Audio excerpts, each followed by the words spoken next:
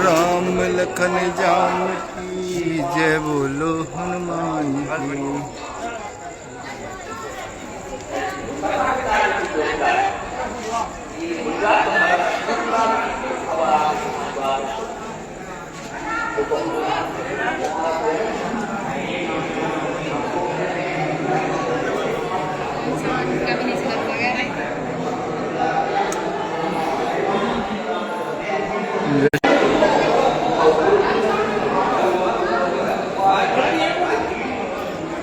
जय श्री राम मित्रों, आज हम आए रायसेन के सांचेत के पास डाबर गांव में।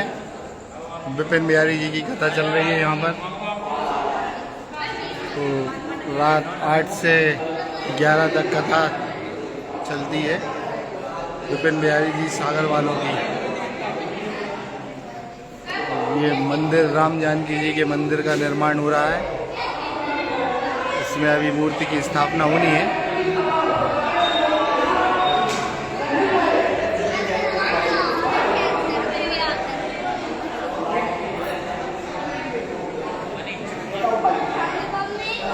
सामने बब्बा महाराज बैठे हैं।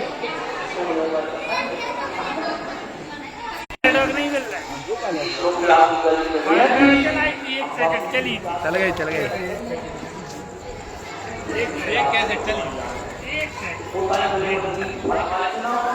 तो अब हम चल रहे हैं कथा स्थल की ओर। विपिन बिहारी जी की कथा।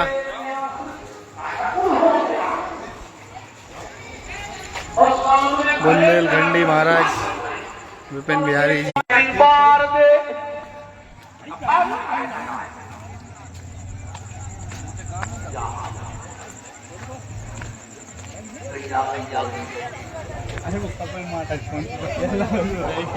जे यज्ञशाला आज लगभग 6वां दिन चल रहा है कथा का। कल आखिरी दिन है, तो इसीलिए हम लोग पहले ही आ गए कथा समाप्त होने से पहले, एक दिन पहले।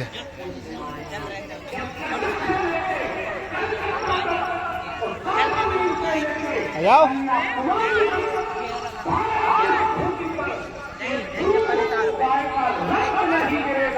उसी दिन से अच्छे बनाएंगे, वरना कभी अच्छे। इस दिन गाय को राष्ट्रमाता घोषित कर दिया जाएगा। मैं चैलेंज देता हूँ, उसी दिन से देश के अच्छे दिन चालू हो जाएगी। कटती रहेगी। ये कथा का पंडाल।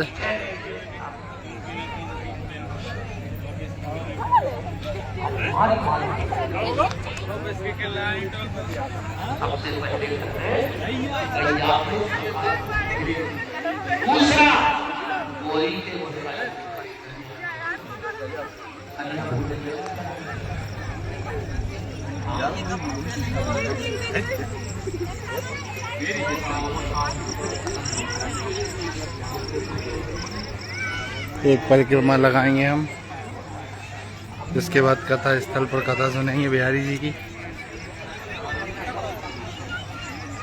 ये मेले का आयोजन है, झूले मूले लगे हैं। हम सब मिलके सबने मिलके सोच रहे होंगे। जय श्री राम। जय श्री राम। यज्ञशाला की परिक्रमा चल रही है अभी। राधे राधे।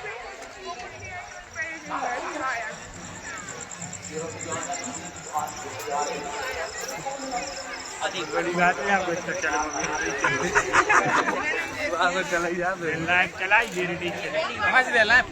नहीं भैया, ये कहीं दे पाएंगे। जय हो, जय हो। अब तो कथा सुनेंगे बिहारी जी की, बहुत दिन से नहीं सुनी।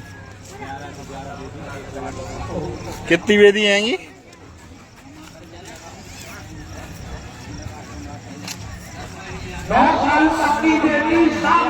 भगवती का रूप है। व्यवस्था देखो, अरे रहियो व्यवस्था है गाँव के अंदर।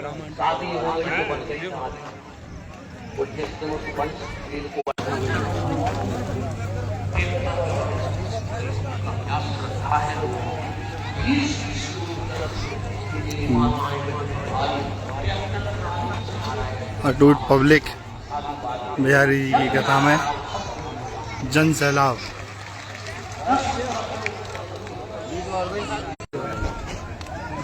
तो शायद मैंने आपको बताया 10-25 गांव के लोग एक व्यक्ति ऐसा उठ के खड़ा हो जाए जिसका घर ओ गुप्ता जी बगल में हो और वो आदमी अगर सुखी हो तो खड़े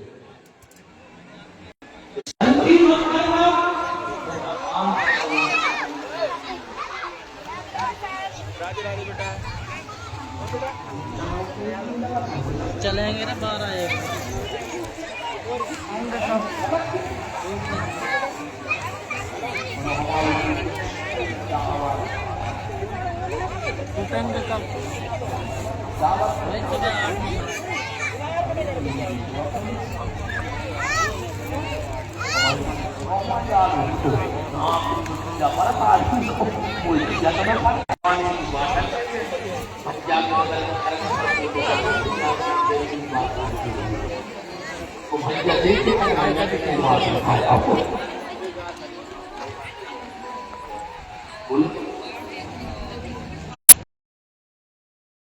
अच्छी समाज की बेटी आ गई तो भीतर बिठा दिया और छोटी समाज की बेटी आ गई तो बाहर बिठा दिया।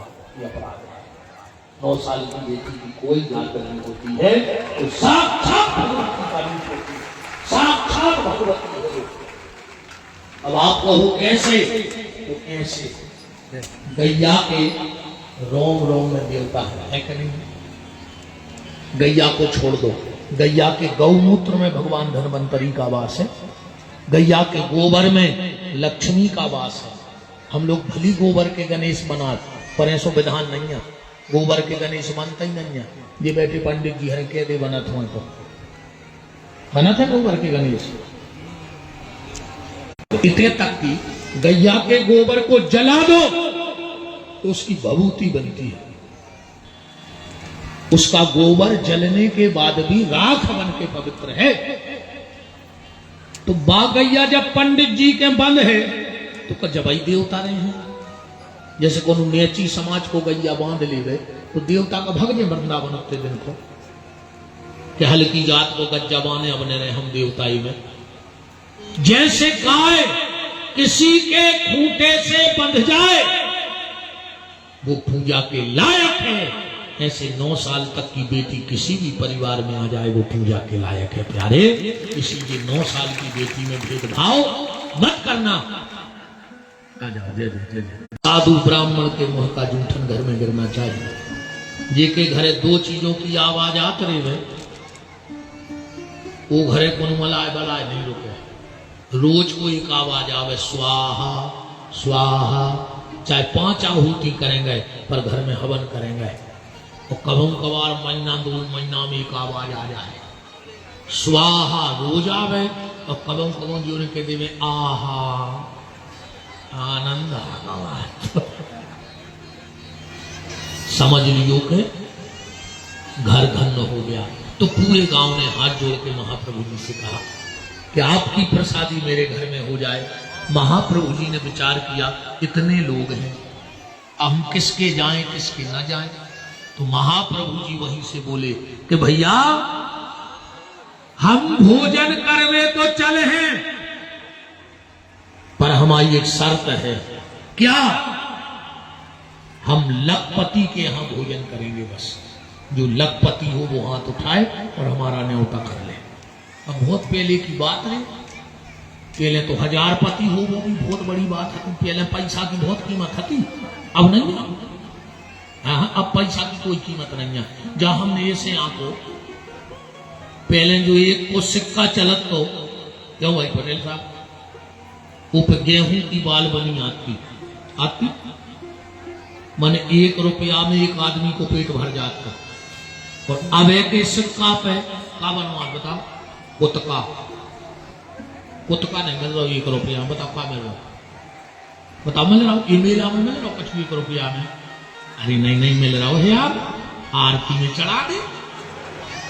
पुण्य तो पूरो मिल रहा दादा, यज्ञ में चढ़ा दियो एक को, कुछ नहीं मिल रहा 1 रुपया में अकेले पुण्य के अलावा। इतने आ रहे और मोरे थे तो चलत तक नहीं, मैं काका रहे उनको। 1 रुपया में सिर्फ एक चीज मिल रही है वर्तमान में, माचिस। बहुत ध्यान से बात पकड़ियो, 1 रुपया में क्या मिला था? माचिस। हर चीज की कीमत बढ़ गई पर माचिस की कीमत नहीं बढ़ रही। काहे? क्योंकि वो आग लगाती है और जो आग लगाता है उसकी कीमत कभी बढ़ नहीं सकती है। माचिस का काम क्या है? आग लगाना। और जिसने आग लगाने का काम किया वो जीवन में कभी भगवान उसे बढ़ने नहीं देगा। इसलिए तुम आग बुझाने का काम करना, आग लगाने का काम मत करना। पूरे गांव को मोतर गौरे, हम तुमको बहुत बड़ो संत जानते, भगवान जानते, जे भी आखिरी में पैसा ही पे गिरे। उनने स्पष्ट कह दी कि लखपति के जे पूरे गांव के लौट गए। उनके एक शिष्य थे महाप्रभु जी के, जिनका नाम था माखन दास। जब वो भीतर गए, महाप्रभु जी अपने ध्यान में बैठे थे, हाथ जोड़ के बोले जय जय। अगर आपको भोजन करने नहीं जाना था तो मत जाते, पर एकदम तो नहीं कहते कि हम लखपति कहीं भोजन करा। महाप्रभु जी बोले नियम मतलब नियम। बोले तो हमारे तो 10-20 किलोमीटर में कोनो लखपति है ही नहीं है। बोले बन जा, हम 2 दिन रुके हैं। बोले 2 दिन में लखपति कैसे बन गए? महाप्रभु जी हंसने लगे, बोले माखन दास तुमने भी वही अर्थ लगा लिया जो पूरे गांव ने लगाया। हमने पैसा का लखपति नहीं बोला था। बोले फिर? बोले मेरी नजर में सच्चा लखपति वो है जिसने जीवन में 1 लाख भगवान का नाम जप लिया हो, क्योंकि वो सच्ची संपत्ति है, वो साथ में जाएगी। ये तो सब कागज की टुकड़ा आए रे। आखिरी में अपने ऊपर अपने घर के फेंका था चिल्लर और मखाने, नहीं फेंका। पता है वे काहे फेंका? घर की जैकेट के काहे रे? यही पैसा को मारा तरह जिंदगी भर। अब तो भी जा तोरे ऊपर फेंक रहे, तोरे बाप में दम हो तो उठा के बता। खुद को पैसा खुद पे फेंके, पूरी जिंदगी धन धन धन धन धन। वो घर वालों ने लिखवा दो पिताजी को निधन। अब करता रहो जिंदगी भर धन धन धन धन। अकेले निधन को धन है कमा रहे अपन। बताओ का काम को पैसा अपन हमारा कैसे? हम 50 करोड़ हो जा रहा, हम कथा में मन नहीं लग। अरे सही याद आता हमें कौन बेकुंटिया जाने, हम तो चिल रही घूम रही जा रहा है। बताओ जी 200 किलोमीटर का तो बता ऐसा ही घुमा पगले आने फिर रहा है, न शरीर देख रहा है, न खा रहा है, न सो रहा है। हाय पैसा दुनिया से कह रहा है माया छोड़ो।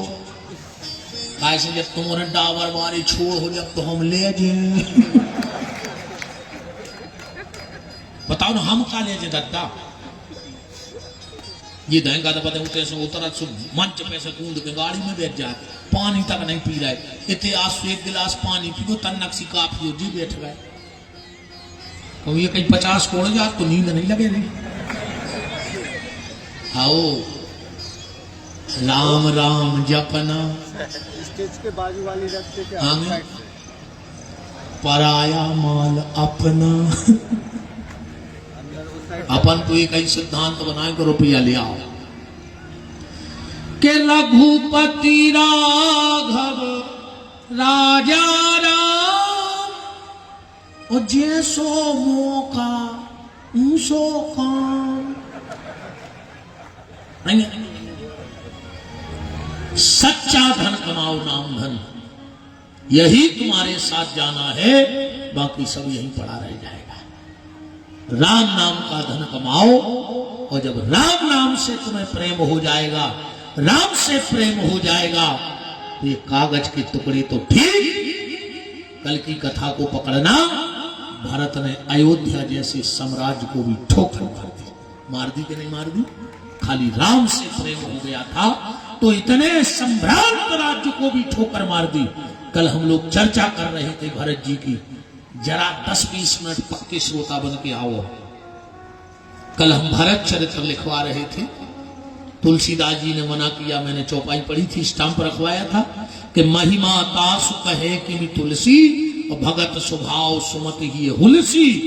फिर शारदा ने मना किया था कल भरत चरित्र लिखने को कि कहत शारदा के मति ही के मदद। तुलसीदास जी ने हनुमान जी का ध्यान किया। अच्छा, हनुमान जी ने मदद करी भी तुलसीदास जी की। एक जगह मदद करी है, रामायण प्रेमी ध्यान देना, जब शिव जी को जगाने काम आया, जब शिव जी को जगाने काम आया तो क्या लिखा वहां, भय काम बस जोगी तापस पावरन की को कहे नारी बिलो कहीं पुरुषमय पुरुष सब अवलाम। और इसके नीचे एक सोरठा लिखा है छंद के, क्या लिखा है के धरी न काहू धीर सबके मन मन से जे हरे सबके मन। एक आदमी पहुंचो तुलसीदास जी के, बोले जो का लिख दो कि सबके मन सब काम के गुलाम हो गए। तो समय का को राम को बचो ने तो पूरी दुनिया में। और तुलसीदास जी ने तो जो तो गलत लिखोगा जल्दी जल्दी में, रामायण को नियम तो को मिटा सकत नहीं। और आगे रामायण जब पढ़े जब इको सुधार हो जाए।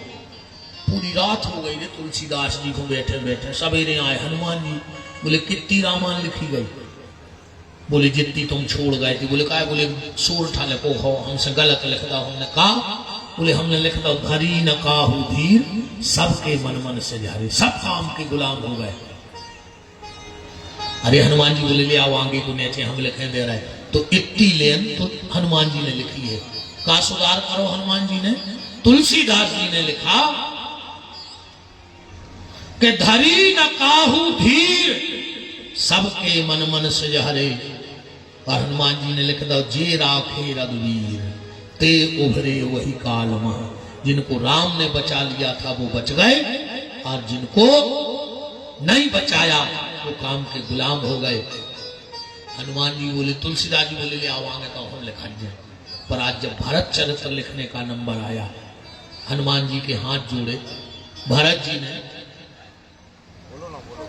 और कहा कि हनुमान जैसे बने मुझे भरत का चरित्र लिखवा दो।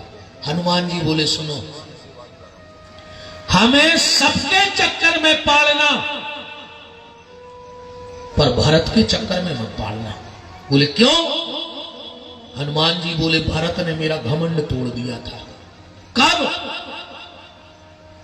जब लक्ष्मण को शक्ति लगी। ध्यान से सुनना, लक्ष्मण को शक्ति लगी। हनुमान जी बूटी लेने गए, वो लौट गए थे। भरत जी नंदी ग्राम में बैठे और एक छाया दिखी। छाया दिखी, भरत जी ने अपनी आसन का एक कुशा निकाला और ऊपर फेंक दिया, बिन फर का बाण मारा। क्यों? क्योंकि दशरथ जी ने एक बार अपने चारों लड़कों को बैठा के समझाओ तो बेटा अगर किसी पे बाण चलाओ और अगर वो दिखे ना कि बाण किस पे चला रहे तो उसे जान से मत मारना, उसे सिर्फ बेहोश करना।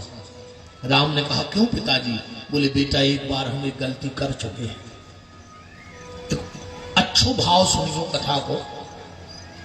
शब्द भेदी बाण, ये पे विद्वानों को बड़ो शोध चल रहा है कि शब्द भेदी बाण क्या है। बड़ा शोध चल रहा है शब्द भेदी बाण पर कि शब्द भेदी बाण आखिर है क्या। नदी के किनारे लेट करके पानी नहीं भरता, नेहुर के पानी भरता है। लेट करके कोई पानी नहीं भरता, नेहुर करके पानी भरता है। तो जब श्रवण कुमार नेहुरे हुए तो पानी की बुकबुकाहट कहां हो रही? तूमा में। तो बाण कहां लगना था? तूमा में। वो लग गया श्रवण की छाती में। तो काय को शब्द भेदी बाण? एक बाल जितना भी यहां वहां ना हो उसका शब्द भेदी है। और जब तूमा भरा होगा तो हृदय की और तूमे की दूरी ज्यादा नहीं तो 1 फीट तो रही होगी, और बाण लगा छाती में। तो काय का शब्द भेदी बाण? लोगों ने कहा फिर रावण ने बाण मारा वहां जाके। तो अब एक बात पे और ध्यान देना, हमारी पिस्टल से हम फायर करें और गोली चले एक और मर जाए दो, तो हम ध्यान नहीं देंगे कि गोली किसने चलाई, हमने तो एक चलाई थी, दो कैसे मर गए अलग अलग। तो अगर एक बाण तूमे में लगा और एक बाण श्रवण की छाती में मारा रावण ने, मान के चलो, तो दशरथ जी खोजते थे कि जो बाण कहां से आ गया। फिर अंधे माता पिता ने क्या श्राप दिया कि आज जैसे हम पुत्र की याद में तड़प तड़प के मर रहे हैं, मैं श्राप देता हूं वो भी पुत्र की याद में तड़प तड़प के मरेगा। तो रावण को मरने तो फिर दशरथ काय मरे।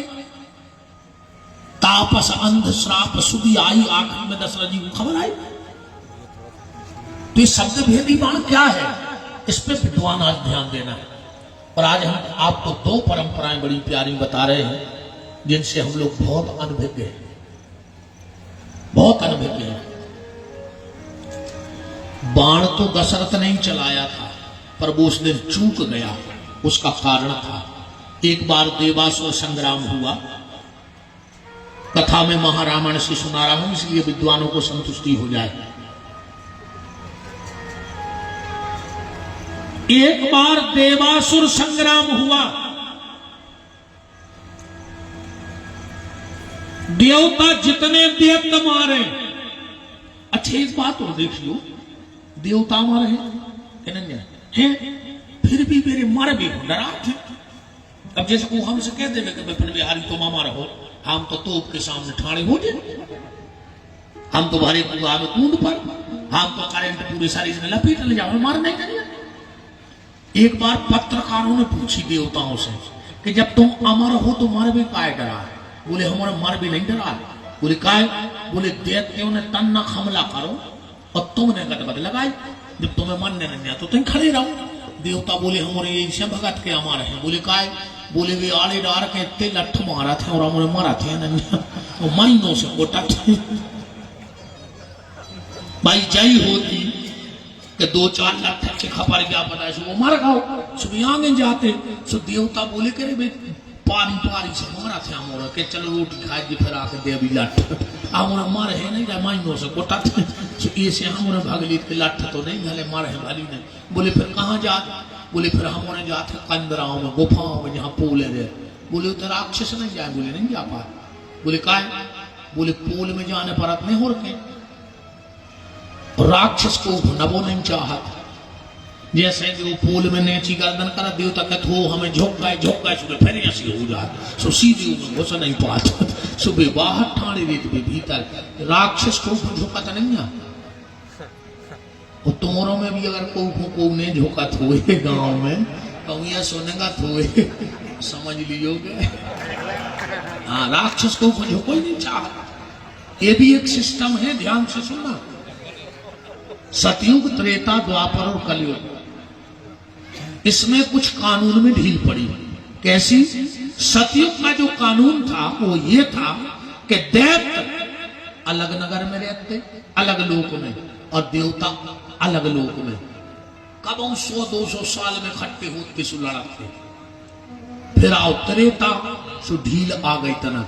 एक ही लोक में दो ही पैदा हो गए, वही में राम पैदा हो गए, वही में रावण। फिर आओ द्वापर, सो में और ढील पड़ गई। एक ही घर में दो ही पैदा हो गए रे, वही में दुर्योधन, वही में दुष्टन। और फिर आओ कलयुग। अब कलयुग को राक्षस कहां है? यही शरीर में, यही में देवता है, यही में राक्षस है। अगर को झुक रहे हो, विनम्रता से चल रहे हो तो तुम देवता कहा है। अगर तुम ऐसे चल रहे हो तो आधार कार्ड बदलवा दियो दद्दार काय को दुनिया को धोखे में रखे हो। हाँ कल ही बदलवा दियो, सीधे लिखवा दियो राक्षस। वो गाड़ी पे भी नेम प्लेट पे आई एम राक्षस। लोगों को पता तो रहे कि कौन करेगा। और सुनो, और एक सिस्टम ढीलो भाव। सतयुग का जो राक्षस था उसका नाम था हिरण्याकश्यपु, 5 शब्दों को। फिर त्रेता को रावण भाव, राक्षस भाव रावण, 3 शब्दों को। द्वापर को कंस, 2 शब्दों को। वो कलयुग को एक शब्द को राक्षस है, मैं। और जहां तुमने मैं करी और भगवान ने अगले जन्म में तुम्हें बुकरा बनाओ कि अब करता रहो मैं ज्यादा मैं आए न गाए कुछ ने कब काटे दियो पता नहीं पा। हाँ जय जय प्रभु जी, पधारो पधारो। बात चल रही है शब्द भेदी वाणी।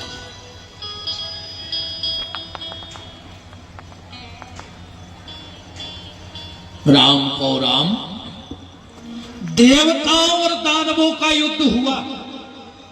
शुक्राचार्य देवता जितने राक्षस मारे, शुक्राचार्य के लिए कहा थी मृत संजीवनी, शुक्राचार्य उनको जिंदा कर ले गए। देवताओं को चिंता को विषय बन गए। ऐसे अपन कहां नो मारे, अपन 100-200 मारो, शुक्राचार्य जी कल फिर जिंदा कर दे। तो सब पहुंचे दशरथ के, बोले दशरथ अब डूबत नैया को तुम पार लगा सकत हो। बोले काय? बोले शुक्राचार्य गुफा में रखे हैं मृत संजीवनी और तुम्हारे पास है शब्द भेदी बाण, सो तुम वह नष्ट कर दे। बोले कैसे? बोले भी जैसे ही शाम को वो घट उठा बीजे हैं, उठे हैं सो आवाज हुई कुट, तुम बाण छोड़ दिए। दशरथ ने बाण छोड़ दिया। जैसे ही शुक्राचार्य ने मृत संजीवनी उठाई, बाण लगा, मृत संजीवनी नष्ट हो गई। शुक्राचार्य ने श्राप दे दिया राजा दशरथ को, दशरथ तुझे बहुत अहंकार है ना शब्द भेदी बाण का, जा मैं तुझे श्राप देता हूं, यही शब्द भेदी बाण एक दिन तेरी मृत्यु का कारण बनेगा। जिस दिन तेरा ये शब्द भेदी बाण चूक जाए, समझ लेना तेरी मृत्यु निश्चित हो गई। दशरथ जी तो घबरा गए, देवताओं के पास आए, बोले हम तो गए थे अच्छो कर गई, ये उल्टो कहां से होगा, उल्टा कहां से हो गया। बृहस्पति जी बोले दशरथ चिंता न करो, मरना तो एक दिन सबको है, पर जिस दिन तेरी मौत का कारण बनेगा, ये देवता आशीर्वाद देते हैं, उस वक्त तुझे दुनिया की सबसे बड़ी खुशी मिलेगी। जब राजा दशरथ ने बाण चलाओ मारो तो तूमा को, पर श्राप के कारण घल गौ छाती में। तूमा लेके जब अंधांधी के पास गए तो अंधांधी ने एक शब्द बोला दशरथ से कि आज जैसे हम पुत्र के वियोग में तड़प तड़प के मर रहे हैं, ऐसे एक दिन तू भी पुत्र के वियोग में तड़प के मरेगा। दशरथ जी नचन लगे, काय चौथो पना गो तो औलाद हती में। दशरथ जी ने सोची मन ने तो पक्का है, मनोबिन की शराब गलत हुज्जे ने, जब हमारा पुत्र हुज्जे जब तो हम तड़प के मारे हैं, सो चलो अब कम से कम हमारा बालक तो हो जाए। बोलो मिल गई जीवन की सबसे बड़ी खुशी दशरथ को कि नहीं मिल गई? दशरथ ने कहा और श्राप दे दो पर पानी पी लो। दोनों ने कहा हम हत्यारे के हाथ का पानी नहीं पिएंगे, और दोनों ने अपने शरीर में आग प्रकट कर ली। दशरथ जी वो तूमा लेके 7 चक्कर लगा पाए, 7। इतने में चिता जल के राख हो गई। राजा दशरथ ने अपने राज्य में आके घोषणा करवा दी कि आज के बाद जहां भी चिता जलेगी उन अंधे अंधी को पानी पिलाया जाएगा। हो सकता है मैं हत्यारा हूं, मेरे हाथ का पानी नहीं पिया, पर दुनिया में कोई तो ऐसा होगा, एक पुत्र तो ऐसा होगा जिसके हाथ का पानी वो अंधा अंधी पी लेंगे। आज भी अपने पे जब चिता जलत है तो अपन कंधा पे मटका धर के 7 परिक्रमा लगाते हैं कि नहीं लगाते हैं? बताओ। ये वो परंपरा है हमारे यहाँ की, महाराज दशरथ के यहाँ की। मैंने परसों कहा था कि दुनिया की ऐसी कोई परंपरा नहीं है जिसकी कथा शास्त्र में न हो। तब से अपने तो वो मटका धर के चिता के 7 चक्कर लगाए जाते, उन अंधा अंधी को पानी में पिलाओ जाते, जो आए वो परंपरा। एक परंपरा और है, अपने यहां मुर्दे को घर से जब शमशान ले जाते हैं तो बीच में एक जगह उतार देते हैं। उतारते, तुम्हारे यहां उतारते कि नहीं उतारते? उतारते हैं। ये परंपरा कहां से आई ये भी ध्यान से सुनो। गोस्वामी तुलसीदास जी का हुआ जन्म, माता पिता दोनों का देहांत हो गया। एक चुनिया नाम की दासी ने पाला, कुछ दिन में वो भी मर गई। गांव के लोगों ने कहा ये तो बड़ा अभागा है, मां को खा गया, बाप को खा गया, और जिस दासी ने पाला उसे भी खा गया। इसको गांव से निकाल दो, गांव से निकाल दो।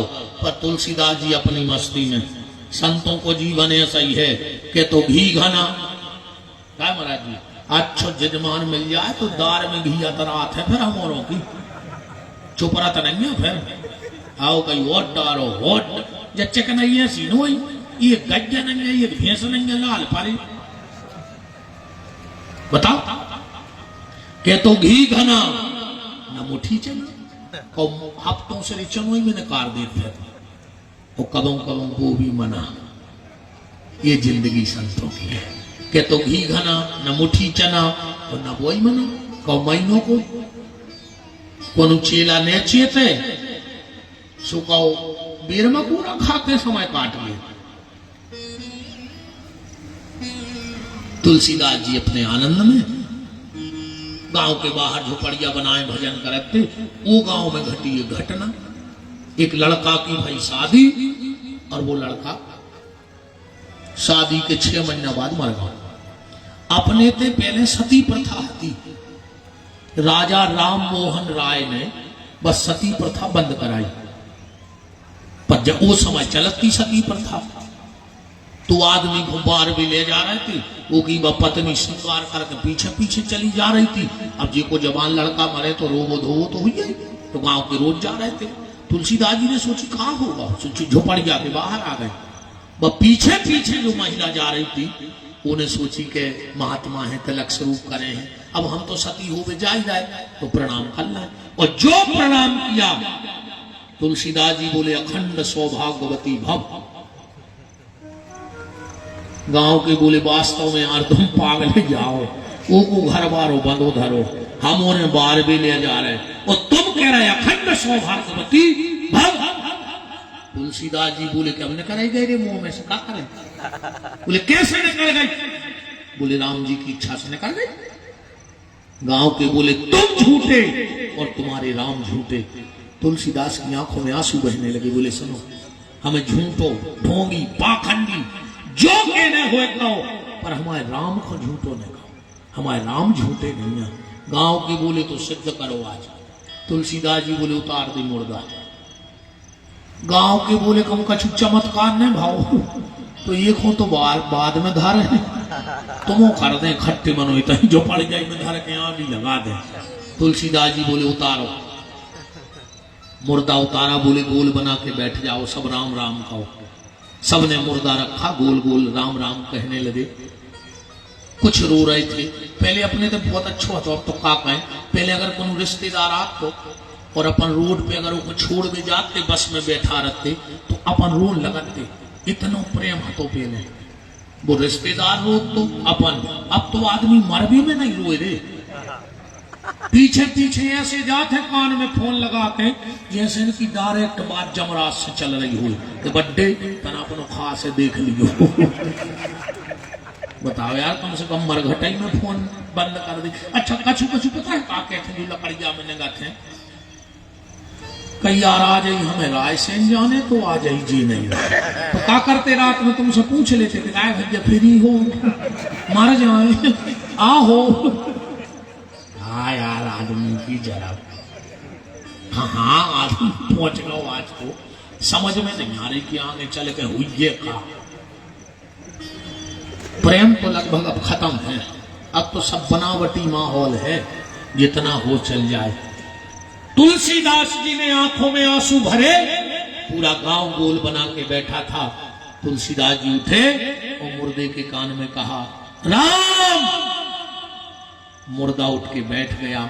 जो गांव के लोग कह रहे थे कि राम झूठे हैं, वही कहने लगे राम नाम सत्य है, राम नाम झूठा नहीं है।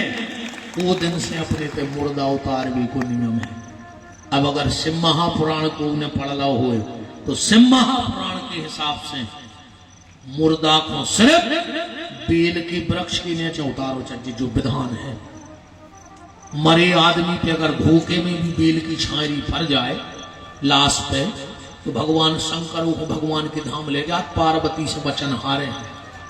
अब अपन उतार दी तो मगुआ के नीचे अगले जन्म में वो महादारू फोर पैदा होत अपन पता ही नहीं कहाँ होता तो अपन ने धर दो मब्बा के नीचे वो महादारू फोर भाव अपन ने धर दो बमूरा के नीचे वो महालड़म खा भाव।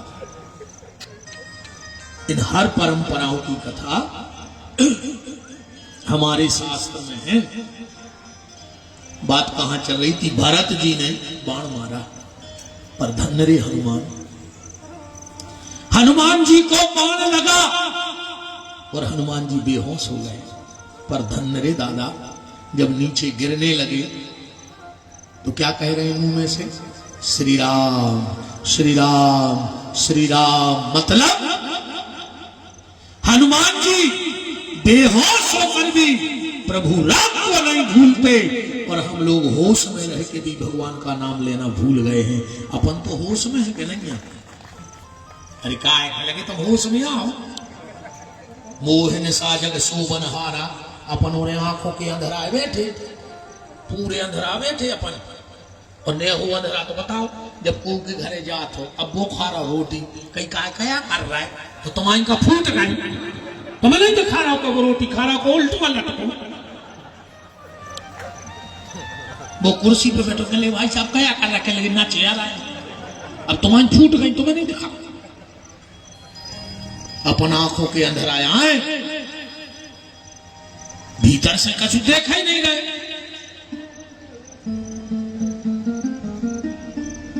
हनुमान जी नीचे गिरे और जो भरत जी के कानों में पड़ा श्री राम श्री राम। भरत जी को तो मानो काटे खून नहीं। ये मैंने क्या कर दिया? मैं पहले से राम का विरोधी और आज मैंने एक राम भक्त को और मार डाला। पर धन्य रे भरत। भरत ने डॉक्टर नहीं बुलाए और भगवान करे डॉक्टर कब नहीं आवे। दो चीजों तुमने ढूंढ रहे हो और एक जनो तुमने ढूंढ रहा हो। समझ लियो तुम भारी सुखी आओ कलयुग में। दो जनों तुमने ढूंढ रहे हो और एक तो मैंने ढूंढ रहा हो। को डॉक्टर को और वकील को तुमने ढूंढ रहे हो। जब बीमार हो जो तो डॉक्टर को ढूंढो। दंडी फंदी हो जो तो बंदी लाए फिर हो जमानत खो न वकील जब क्या लेने देने बताओ। डॉक्टर को और वकील को तुमने ढूंढ रहे हो और पुलिस वाले तुम्हें ढूंढ रहे हो। समझ लियो तुम भारी सुखी कहा है। कहूं हुई हुई करत गाड़ी आ गई कि फलाने नाम का व्यक्ति का डावर का है। समझ लियो कि कहूं दंड फंद भी तो वाह वो ध्यान रखिए इन चीजों को। भरत ने किसी डॉक्टर को नहीं बुलाया। हाथ में जल लिया और हाथ में जल लेके कहा अगर भूल से भी कभी प्रभु राम के चरणों में मेरा प्रेम लग गया हो तो इस बंदर की मूर्छा खुल जाए। चौपाई पड़ा चलिए। हाथ में लिया जल और क्या कह रहे हैं कि जो मोरे मन बचे रुकाया राम प्रीत पद कमल अमाया तो कपि होय विगत श्रम सूला और जो मोह पर रघुपति अनुकूला। और जो जल फेंका हनुमान जी उठ के खड़े हो गए। भरत ने हाथ जोड़ के कहा हे बानर के भेष में महात्मा तुम कौन हो? तुम्हारा परिचय क्या है? हनुमान जी ने कहा इस दासानुदास को हनुमान कहते हैं। और आपका परिचय? भरत जी ने कहा मेरा परिचय मत पूछो। क्यों? बोले मैं दुनिया का सबसे बड़ा पापी और सबसे बड़ा कपटी हूं। क्यों? बोले मेरे कारण श्री सीताराम वन को चले गए, मैं कपटी हूं। चौपाई पढ़ी भरत जी कह रहे हैं कि कपटी कुटिल मोहे प्रभु चीन्हा ताते नाथ संग नहीं लीना। मैं भरत हूं पापी। भरत जी ने कहा हनुमान कैसे है मेरे भैया राम? क्या कभी मेरी याद करते हैं कि नहीं? हनुमान जी बोले भरत भैया हमें जो तो पता नहीं है कि तुम्हारी याद करत है कि नहीं, पर एक घटना हमें याद है। बोले क्या?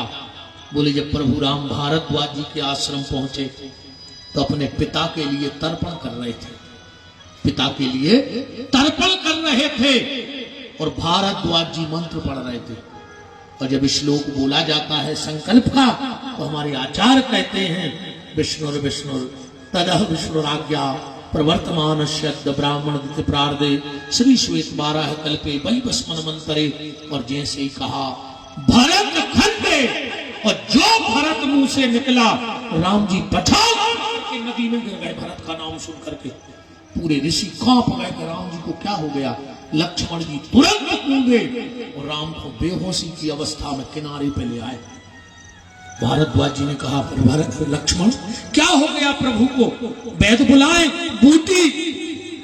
लक्ष्मण जी बोले नहीं, हमें पता है इनकी दवाई। तुमने भरत कह दी ना सुझे बेहोश हो गए, ये भरत को नाम नहीं सुन पाता। बोले ठीक कैसे होंगे? लक्ष्मण राम जी के बगल में गए, राम लेटे हैं बेहोश। लक्ष्मण ने कान में कहा भैया उठ जाओ, अगर ये बात अयोध्या तक पहुंच गई कि आपके लिए कुछ हो गया है तो भरत भैया अपने आप को जिंदा जला देगा और तुम भरत जैसे भाई से हाथ धो बैठोगे। और जो इतना कहा कान में, राम उठ करके लक्ष्मण के गले लपट गए। बोले लक्ष्मण कहाँ है मेरा भरत, मैं भरत के बगैर जिंदा रह नहीं सकता। तो हनुमान जी बोले हमें जो तो पता नहीं है कि तुम्हारी खबर करत है कि नहीं, पर जब भी तुम्हारा नाम सुन लेते हैं तो बेहोश हो जाते हैं, ये प्रेम है तुम्हारा। भरत जी बोले हनुमान क्या बताएं, क्या बताएं, मेरे भैया का स्वभाव शुरू से ऐसा रहा है। और भरत जी एक घटना सुना रहे हैं हनुमान जी को। एक बार राम जी ने भोजन नहीं किया। अब भरत जी की इतनी ताकत रहती थी कि राम जी से पूछ ले गए। तो लक्ष्मण के पास गए, बोले लक्ष्मण ये बताओ, हमने सुना है आज प्रभु ने ब्यारी नहीं करी। लक्ष्मण जी बोले हाँ भैया। काहे? बोले राम जी को खेलने तो खेल, और खेल में जब दो पक्ष होते, जब खेल हो पक्ष और विपक्ष, बोलो बिना पक्ष विपक्ष के कोई खेल हो सकता है? पक्ष और विपक्ष। जब चुनाव भी होता है तो उसमें एक पक्ष होता है, एक विपक्ष होता है। अब जीत किसकी हो वो राम जाने, आप लोग बताना। चुनाव में जीत किसकी होती है? जिसके पास संख्या बहुत हो, है ना? मानते हो आप लोग इस बात को कि जिसके पास संख्या ज्यादा होगी वो जीत जाएगा चुनाव? हो इस बात से सहमत हो सब लोग? जिसकी संख्या ज्यादा होगी वो चुनाव जीतेगा। हम आपको एक चुनाव की अपडेट दे रहे हैं। धर्म की पार्टी ने टिकट दिया युधिष्ठिर को और अधर्म की पार्टी ने टिकट दिया दुर्योधन को। दुर्योधन के 18 क्षोणी सेना है और युधिष्ठिर के पास 13। तो ज्यादा संख्या कौन की भाई? दुर्योधन के 18 और इनके 13। पर जब चुनाव के रिजल्ट खुले तो जीत गए युधिष्ठिर। संख्या एक तरफ धरी गई तो तुम्हारों की गणित तो फेल हो गई, नहीं हो गई? बताओ, संख्या वाला हार गया और कम संख्या वाला जीत गया। देखो, चुनाव में जीत उसकी नहीं होती जिसके पास संख्या बहुत होती है, चुनाव में जीत उसकी होती है जिसके बगल में शंख वाला खड़ा हो जाता है, जिसके ऊपर परमात्मा की कृपा हो जाती है। इसलिए संख्या कुछ नहीं कर सकती, जिसके बगल में शंख वाला खड़ा है जीत हमेशा उसकी होगी। तो पक्ष और विपक्ष। भरत ने कहा जाओ लक्ष्मण राम से कह दो कि ब्यारी कर ले में भैया, कल मैं उनको खेल खिलाऊंगा और ऐसा खेल दुनिया में किसी ने नहीं खेला होगा। जाओ कह दो भैया राम से कि मैं तुम्हारे विपक्ष में चुनाव लड़ूंगा अयोध्या में। जाओ, कल खेल होगा और विपक्षी पार्टी का नायक मैं बनूंगा। लक्ष्मण ने कहा भैया तुम राम जी के विपक्ष में जा रहे? भरत बोले लक्ष्मण मुझे न पक्ष से मतलब है न विपक्ष से मतलब है, मुझे तो अपने भैया की खुशी से मतलब है। मेरे भैया के साल में खुश रहते हैं, हम उसमें खुश रहेंगे। लक्ष्मण ने कहा तुम विपक्ष में जो तुम्हें फायदा का पड़, बोले बहुत बड़ा फायदा है, तुम रहो पक्ष में सो तुम रहो बगल में खड़ी, सुने राम जी के चरण देखे, चेहरा देखे, हम होने विपक्ष में सो हमारे हैं सामने खड़ी, सो हमें भैया को चेहरा भी देखे और चरण भी देखे, सो हमें ज्यादा फायदा है। सुबह भरत जी ने जाके ग्राउंड में घोषणा कर दी, जाओ भैया राम को बुलाओ, खेल होगा। पूरी अयोध्या में हवा सी फैल गई कि आज राम और भरत के बीच में खेल होना है। तीनों माताएं दशरथ वशिष्ठ सब ग्राउंड घेर के बैठे हैं। वशिष्ठ ने कहा भरत खेल प्रारंभ किया जाए। भरत जी ने एक पर्ची बनाई, बोले गुरुदेव ये जरा संभाल के रखना। बोले क्या है?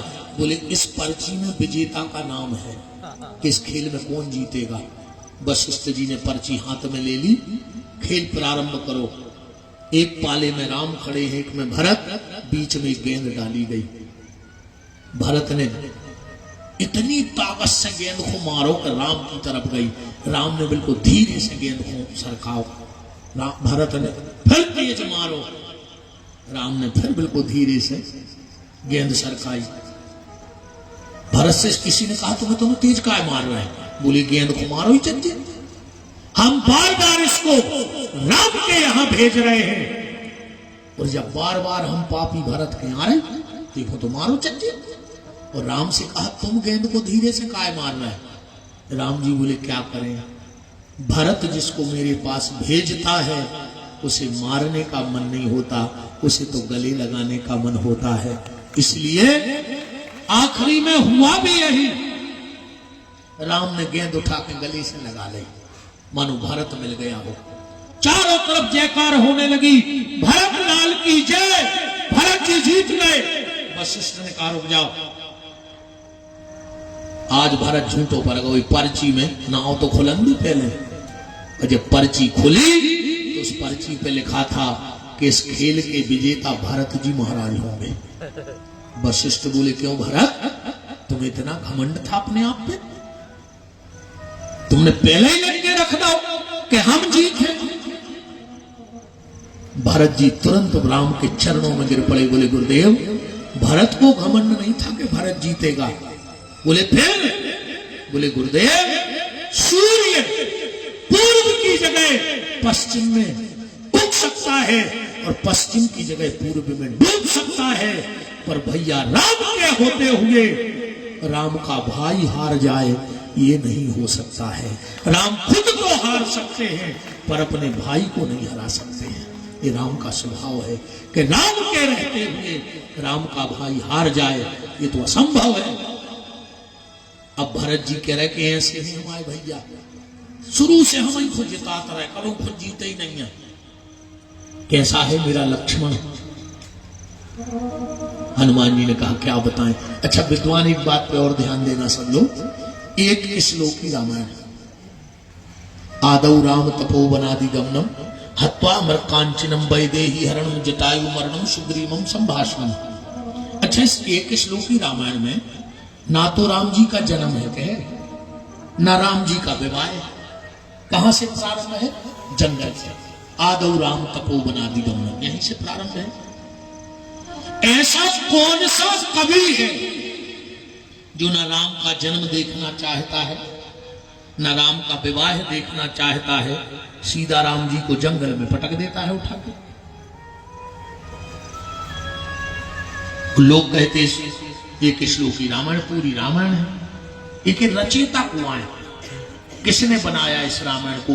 सुनी तो सबने है, सुनी तो सबने है, क्या सबको पता है कि जय के श्लोकी बनाया किसने इसको? इसके रचयिता है श्री हनुमान जी महाराज। जब कबे रची गई, जब भरत ने पूछी कैसे हैं हमारे भैया, हनुमान जी बोले ने तो हम जन्म में आए थे, अन्य हमें शादी को बताया है, जहां से हम मिले हैं उते से हम पुनः पुनः सुना रहे हैं। आदौ राम तपोवनादि गमनम हत्वा मृकांचनम वैदेही हरणम जटायु मरणम सुग्रीवम संभाषणम। हनुमान ने कहा, भरत तुम्हारे भैया पे तो संकटों का पहाड़ टूट आया है, सीता जी का हरण हो गया है, लक्ष्मण बेहोश पड़ा है। और जो भरत ने सुनी कि लक्ष्मण बेहोश हो गया है, दोनों भुजाएं उठा के कहता है, लक्ष्मण धन्य है तेरे लिए, आज तूने रघुकुल का कलंक मिटा दिया। अरे मैंने रघुकुल में कलंक लगा दिया था कि रघुकुल का भाई सिर्फ संपत्ति बटाना जानता है, पर तूने राम भैया को प्राण देकर ये सिद्ध कर दिया कि सच्चा क्षत्रिय रघुवंशी अपने भैया के लिए जान देना जानता है। वो तो कैकई के वंश का थोड़ा दोष लग गया तो मेरी बुद्धि खराब हो गई।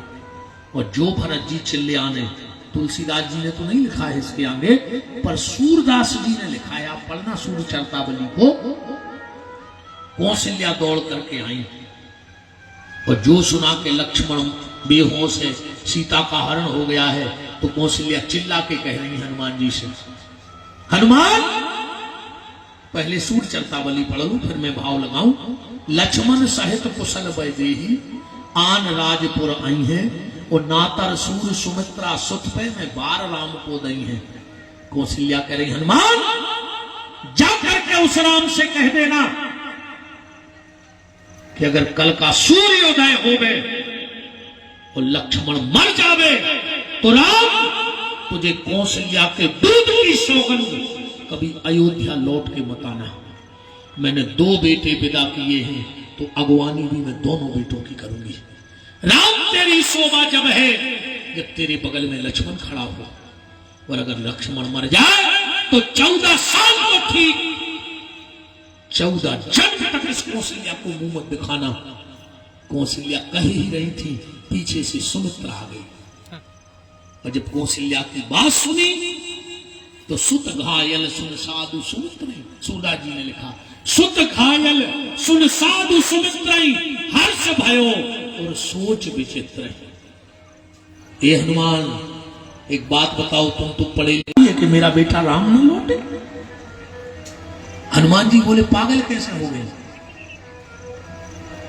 सुमित्रा के वचन सुना हनुमान जी बोले, सुमित्रा बोली, हनुमान एक बात बताओ, किसी माँ का अंधा, लंगड़ा, अपंग, अपाहिज, शराबी, जुआरी बेटा भी अगर एक रात के लिए गुम जाए तो वो माँ पूरा गांव सिर पे उठा लेती है। उठा लेती कि नहीं उठा लेती? और जिसका राम जैसा बेटा घर छोड़ के चला गया हो, वो माँ पागल नहीं होगी और क्या होगा? राम जैसा बेटा, और वो भी भूखा।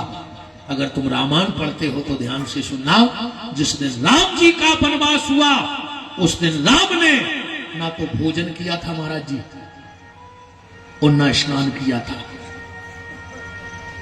आप घर में जाके उठा के देखना, इसी रामायण में लिखा है, राम को राम राम को। बालकांड में दोहा नंबर 52 और चौपाई नंबर 1 पढ़ियो। अब आई खोल के देख ले रामा। दोहा नंबर 52 चौपाई नंबर 1, उसमें लिखा है कि राम जी भूखे थे और बिना नहाए वन को गए थे। क्योंकि राम जी का नियम क्या था?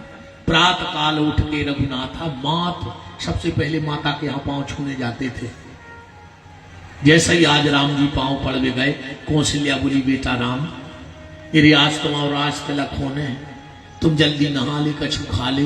काश इतने मिलवे जुलवे वाले यहाँ हैं कि तुम फिर टेम न मिले है तुम्हें। कौशल्या जी क्या करें? चौपाई पढ़ियो कि तात जाओ, चौपाई नंबर 1 दोहा नंबर 52 की बालकांड की, कि तात जाओ बल बेग नहाऊ, और जो मन भाए मधुर फल खाओ। और इतने में दशरथ का बुलावा कैकई के महल में राम को आ गया और राम जी चले गए। कौशल्या जी 14 साल यही खो रोक रही कि हम और राम भूखो चलोगा। तो वो मां पागल नहीं होगी? तो हनुमान तुम राम से ये मत कहना कि लक्ष्मण मर जाए तो राम लौट के न आए। तुम राम से कहना, राम तुम्हारी सगी माता सुमित्रा ने खबर भेजी है कि अगर कल का सूर्योदय हो जाए और लक्ष्मण मर जाए तो राम मेरे दूसरे बेटे शत्रुघ्न को अपनी सेवा में बुला लेना। अरे राम जैसे बेटे पर तो हजारों लक्ष्मण निछावर करके फेंक दूंगी। मुझे दुख इस बात का नहीं है कि लक्ष्मण मर रहा है, मुझे दुख इस बात का है कि जंगल में मेरा बेटा राम अकेला रह गया। बगल में बैठी थी उर्मिला, उर्मिला को हंसी आ गई। हनुमान जी बोले, ये कौन है? बोली, लक्ष्मण की पत्नी है। हनुमान जी बोले, कैसी पत्नी है? पति जीवन मृत्यु के बीच में धरो और जहां हंस रही। हनुमान जी बोले, देवी तुम्हारा पति सुबह होते ही मर जाएगा, तुम हंस रही? उर्मिला बोली, पागलपन की बातें न करो तुम। क्यों?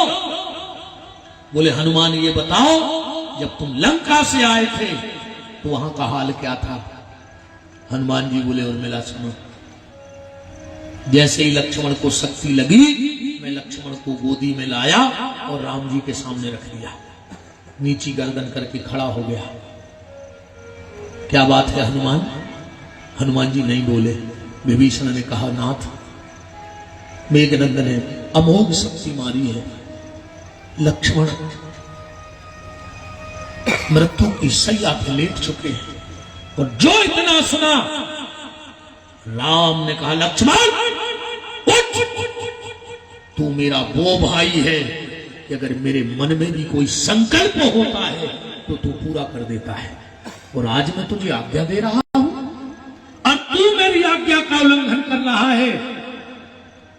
अरे लक्ष्मण, सूर्य में से बर्फ गिर सकता है, चंद्रमा आग उगल सकता है, पर मेरा लक्ष्मण राम की आज्ञा का उल्लंघन नहीं कर सकता है। उठो मेरे भाई, मैं आदेश दे रहा हूं, ये राम का आदेश है। और खूब हिलाया, पर लक्ष्मण जी नहीं उठे। बार बार जगाने पर राम ने कहा, सुग्रीव जाओ, घोषणा कर दो कल से युद्ध नहीं होगा, अब मुझे युद्ध नहीं करना है। विभीषण ने कही, प्रभु अपन बिल्कुल जीत के कगार पे हैं। राम ने कहा, सुग्रीव क्या करूंगा मैं उस जीत का जिसमें मेरा भाई मेरे साथ वो जीत की खुशी मनाने के लिए ना हो? क्या करूंगा उस जीत का?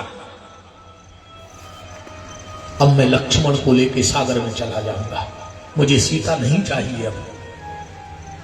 और एक बात बताओ हनुमान, मान के चलो मैंने रावण को मार दिया, सीता को वापस ले आया, और कल जब मैं अयोध्या का राजा बनूंगा और सीता को बगल में राज सिंहासन पर बिठाऊंगा तो भरत की पत्नी मांडवी आएगी और मुझसे कहेगी, भैया आपके चरणों में प्रणाम। मैं कहूंगा, बेटी मांडवी अखंड सौभाग्यवती भव। फिर मेरे शत्रुघ्न की पत्नी सुतकीर्ति आएगी, भैया प्रणाम। क्या कहूंगा? बेटी सुतकीर्ति अखंड सौभाग्यवती भव। पर हनुमान, जब उर्मिला सफेद साड़ी पहनकर मेरे सामने आएगी तो उससे क्या कहूंगा कि बेटी उर्मिला, इस पत्नी को पाने के लिए मैं तेरी मांग के सिंदूर का सौदा करके आ गया।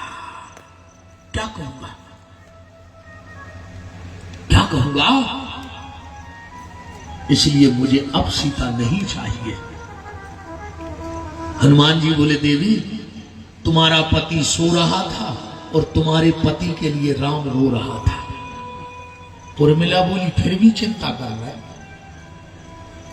मेरा पति सो रहा है? बोले, हाँ। के रघुनाथ की गोदी में नाथ पड़े। रघुनाथ की गोदी में नाथ पड़े हैं? तो सुनो हनुमान, हो जाने दो सूर्योदय। मैं भी एक क्षत्रिय की बेटी हूं और एक वीर की अर्धांगिनी छत्राणी हूं।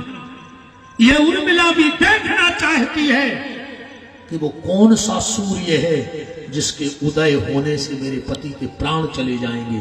सुनो हनुमान, अभी तक वो मौत नहीं बनी जो राम की गोदी से राम का भाई उठा के ले जाए, क्योंकि मेरे पति की चिंता राम कर रहा है। है, और जिसकी चिंता राम करता है उसको काल भी ग्रस नहीं सकता है। ये प्रमाण है। इसीलिए तो कहते भैया कि तुम तो चिंतन करो, चिंता बिल्कुल न करो, चिंता तो अपनी राम कर रहा है। कई आदमी बिल्कुल जबरदस्ती में पकड़े आने फिर रहे, कछु कछु अपने मोड़ी मोड़ो को डांटत है आदमी। खाले जे देना हम है सो, जो दिन हम ने वो दिन पर है पता। अच्छा तुम ये साधे पूरो घर, तुम मर जाओ तो घर के रोटी नहीं खे, विश्वास नहीं हुए तो तुम मारे के देख ली सभी ने, तुम्हें तुम्हारी औकात पता पड़ जाए कि तुम क्या हो। पहले तुम्हारे घर किराने को सामान थैला में हाथ उठ जाए, तुम मरो भर। अगर 11वें दिन पिकअप भर के नहीं आवे 13 को तो विपिन बिहारी को नाव बदल दियो। तुम कहा जान रहे कि घर के खे है ना, तुम मारे जाओ सो। बैग मरे, रोगी मरे, मरे जलावन हार, और देखन हारे मर गए सुजा को ता संसार। एक सेल पे मेरे छिपकुली चिपकी थी, वो सब उन्होंने कही उतर आओ, पकड़ लगी हम नहीं उतर रहे। बोले काहे? बोले हम उतर हैं तो जो छत गिर पर बजान रही कि हम ये साथ हैं, बच्चे पुली और को नहीं तुम और हम यहाँ दादा अपन हो लगा था हमने सु घर का हो जो कुछ न हो जो और अच्छो हो, तुम धरे हो घर की तरक्की में बाधा कपा पीछे, तुम मर जाओ तो घर के और सुखी हो जाए। इससे ज्यादा टेंशन में ना हो कि कौन को का हो जाए, वो तो जी हो जो वजह सो होने, तुम तो अपनी देखो कि तुम आओ का हो जाए। ये मैं बिल्कुल नहीं रहो, किसका क्या होगा इस चक्कर में बिल्कुल मत रहो। हनुमान जी ने भूरी भूरी प्रशंसा अयोध्या की करी, और जब चलने लगे कहा जय श्री राम, प्रवस नगर कीजिए सब काजा, राम का नाम लेके चले, कथा से सूत्र निकारक चलिए। तुम्हारे भी भैया कहूं जाएंगे तो भगवान को भजन नाव लेके जाएंगे। आजकल तो मम्मी हर की जय हो जा जी, मोड़ी मोड़ो सिखा रहे हैं टाटा कर ले गुरु जी से टाटा, ये सो लगाता है वो चांटा दिवे कन पटापे में कुल लग रही है।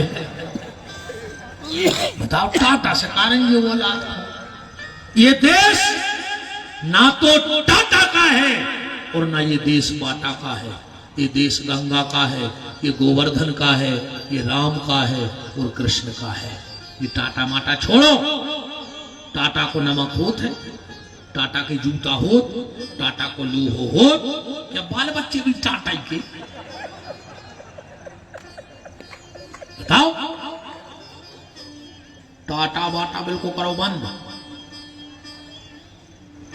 तुम ने खुद दत्ता सीताराम तो बंद ही हुए, हमें आपकी तरफ नहीं है, हम पहली बार आए हैं क्षेत्र में, अभी 20-22 साल में हमारी तरफ भारी तमाशा मचो है।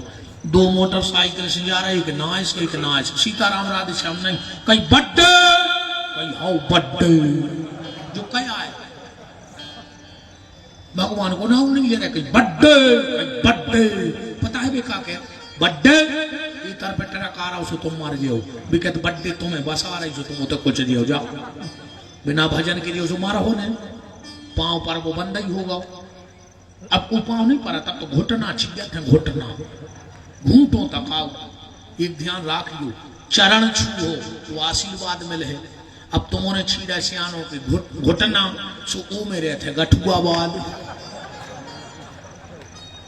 अब फैसला तुम करियो के आशीर्वाद चाहने के गठुआ बाद। सियानों के घुटना ने छीको ना मार दिया, वो मैं गठुआ बाद है मारो, तो वो ही तुम्हें मिले है।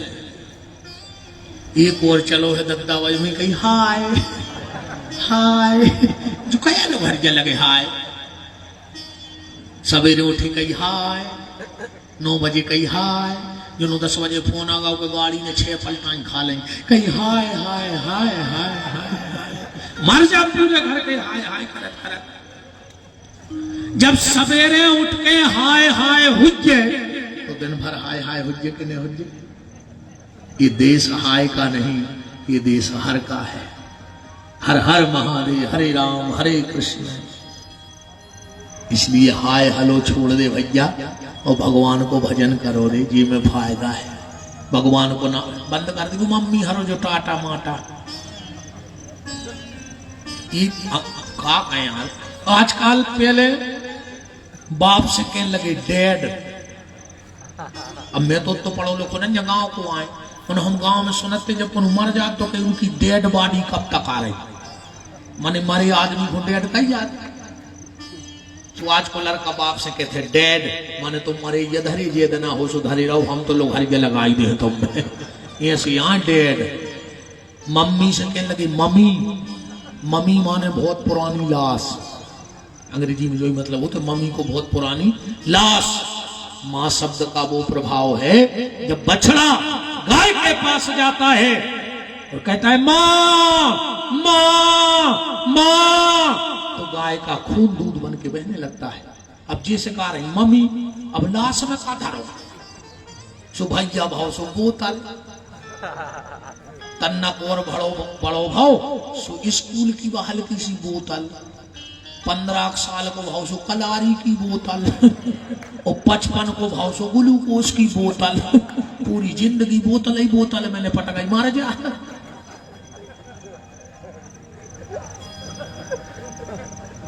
ये दारू खोरों की का कहेंगे बहुत ही खतरनाक हो बहुत ही खतरनाक होती पीवे वाली इतने खतरनाक हो महाराज जी।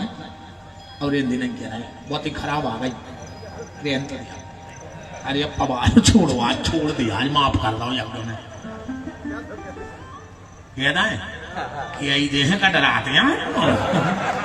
अरे मैंने करो हम तुम्हारे भी नहीं डरे तुम्हें का डरे या हम अच्छे से जाना था मैं कल नहीं कही थी कि आप भर गई हो हमारे घर पहुंच के आऊ तुम्हारा जी सत्य कह रहा है लोटे सो को शर्मान हो न कहाँ कोचरे से हम हमें नहीं देते खबर कौन से का कह है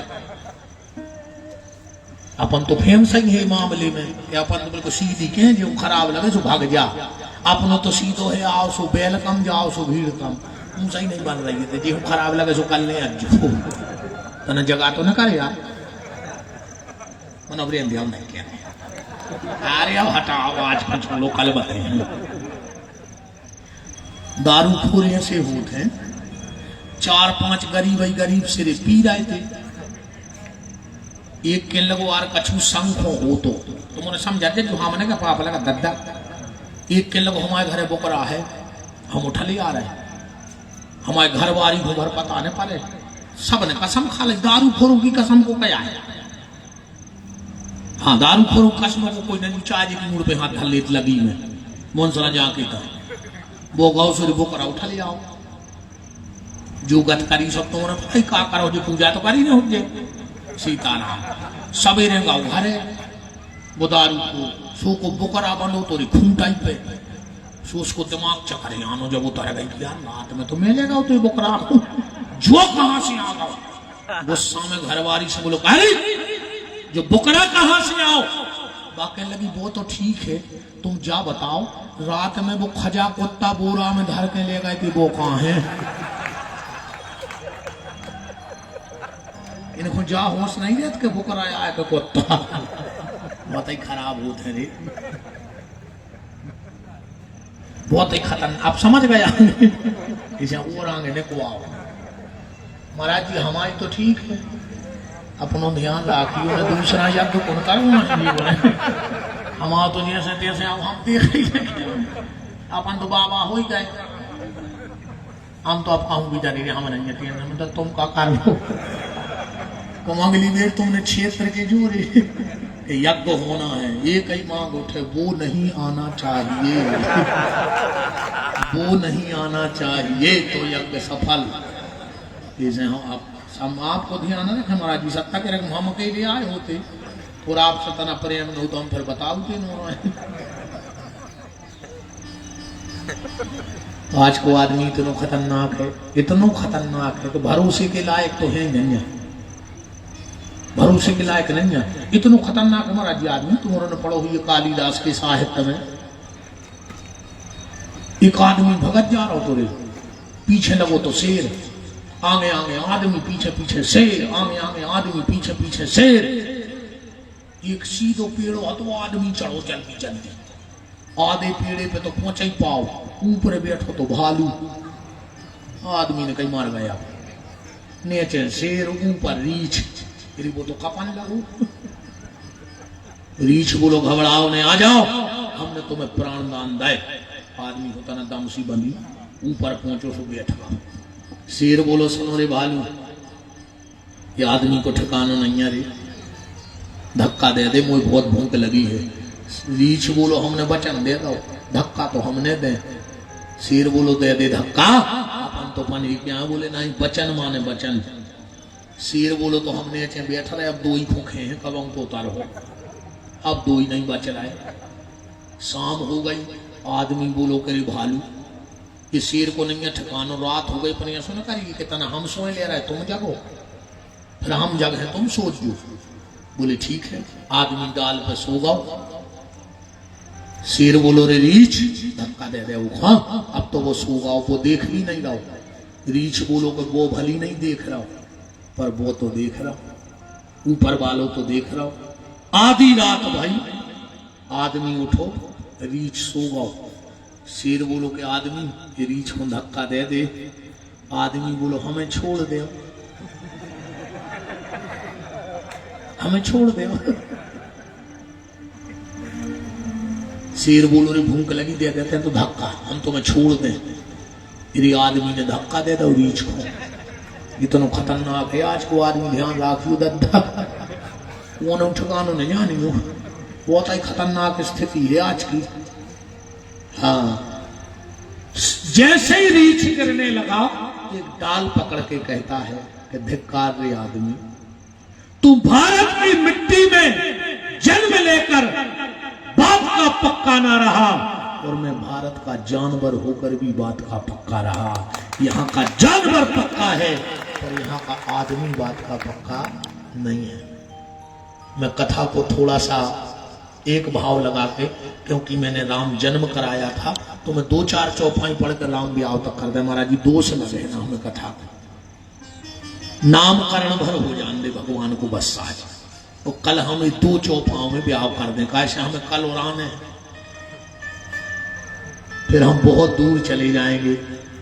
हमारी परसों से कुंडलपुर में कथा है, अभी तो हम बेगमगंज के पास थे, तो यहाँ तक फिर तो हम 300 किलोमीटर दूर चले जाएंगे। तो कल की सेवा हमें और देनी है आपकी, नामकरण भर करवा दें भगवान को बस आज की कथा में। जन्म तो अपन ने सुनो ही, तो सीधी सीधी चौपाई पढ़ते कि नामकरण कर अवसर जानी, भूप बोल पठे मुनि ज्ञानी। और दशरथ की गोदी में राम, कौशल्या की गोदी में भरत, सुमित्रा की गोदी में लक्ष्मण, और कैकेयी की गोदी में रिपुसूदन। अब वशिष्ठ जी नाम रख रहा है, पहलो नाम का रखो, जो आनंद सिंधु सुख राशि, सी करते तरे लोक सुपासी, सो सुख धाम राम असनाम। वशिष्ठ जी ने कहा दशरथ, तुम्हारी गोदी में जो पुत्र है इनका नाम होगा राम। दशरथ जी ने बड़ी प्यारी सांस भरी, राम मेरे राम? बोले हाँ तुम्हारे राम। इनका नाम राम रखा गया। अच्छा, राम को अर्थ का बना? राम के तो मुख्य अर्थ है, अपन तो 2-3 लगा लिए। पहलो अर्थ, राम माने राहत, मां माने मिले, जे के दरवाजे राहत मिल जाए वो को नाम है राम। राम माने रोटी, मां माने मिले, जे के दरवाजे सबको रोटी मिल जाए वो को नाम है राम। एक मंदिर में एक चोर घुस गया, बाबा जी को जगाओ, बाबा जी 2 दिन हो गए, बहुत भूख लगी है, प्राण नहीं कर रहा है, 2 ठुमका रोटी दे दे। 12 बज रहे थे। पुजारी जी बोले कि भंडारो तो चलत है 24 घंटा, तो भोजन तो मिले है, पर एक नियम है मंदिर को। बोले का? बोले एक माला करने पर, एक माला करने पर। चोर बोलो कि हम चक्कू छुरावा रहे आदमी, माला कहां से ले आए? बोले बाटंगी खूंटा को उतारो, माला करो, रोटी खाओ। वो कहने लगो रोटी देने हो देव, ने देने हो बिल्कुल नहीं देव, हमसे माला नहीं हो जाए। तेरे चोर ने माला नहीं करी और पुजारी ने रोटी नहीं दी। चोर चलो बाबू, जैसे ही पुजारी सोए भगवान सपने में आ गए, पुजारी उठ, तूने उस चोर को रोटी क्यों नहीं दी? बोले भगवान उन्हें माला नहीं करी। भगवान बोले बारे पुजारी, तुम्हारे मंदिर में एक दिन माला नहीं करी सो तुमने खावे नहीं दो। हमारे संसार में 40 साल से रह रहा हो, उन्हें आज तक माला नहीं करी, फिर भी हम के खावे की व्यवस्था रोज बना रहे हैं। तो राम आने रोटी और मामा ने मिले। और राम को एक अर्थ और है, रा माने राष्ट्र, रा माने राष्ट्र, मां माने मंगल। जो राष्ट्र का मंगल करेगा उसका नाम है राम।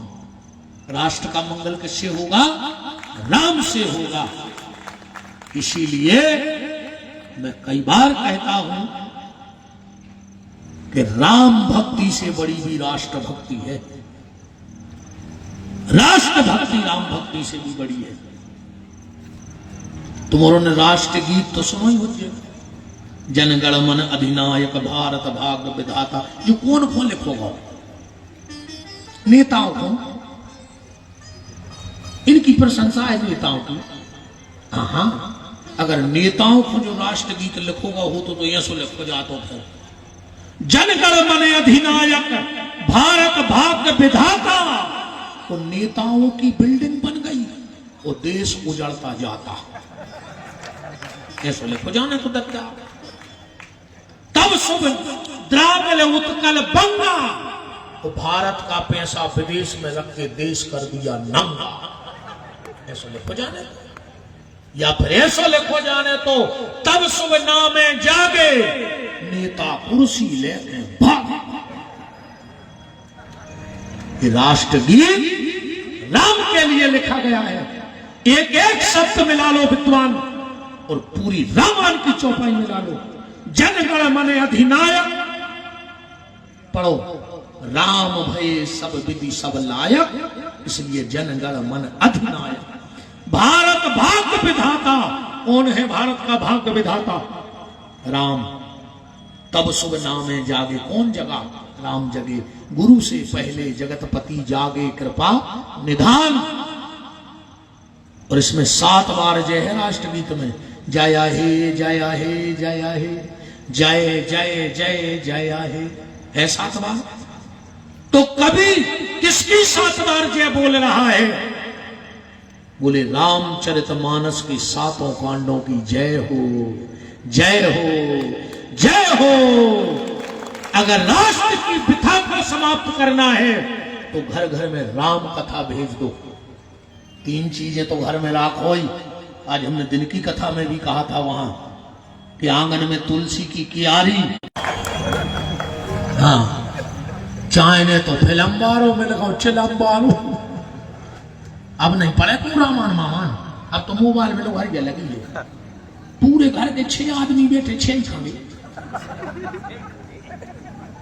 वो मतलब महाराज आसो जी गया था तो उनको मौका मिलो। महाराज जी एक आदमी खा रहा हो तो रोटी, मोबाइल चला रहा हो, घर वाली को डांट रहा हो। 50 बार कही तुमसे, तुम्हारा चित्त 24 घंटा मोबाइल में खुद चला रहा हो। न टाइम से खाना बनाती है, खाना बनाए तो कभी ये भूल जाए हो। लाख सुनाई पत्नी बोली सो हो का गाओ, अब वो चला मुंह वाला रोज खा जा रहा। कह लगो 50 बार कही तुमने आज फिर सब्जी में नमक नहीं डालो। घरवाली बोली सो गिलास में डुबो डुबो खाई काय खुराए।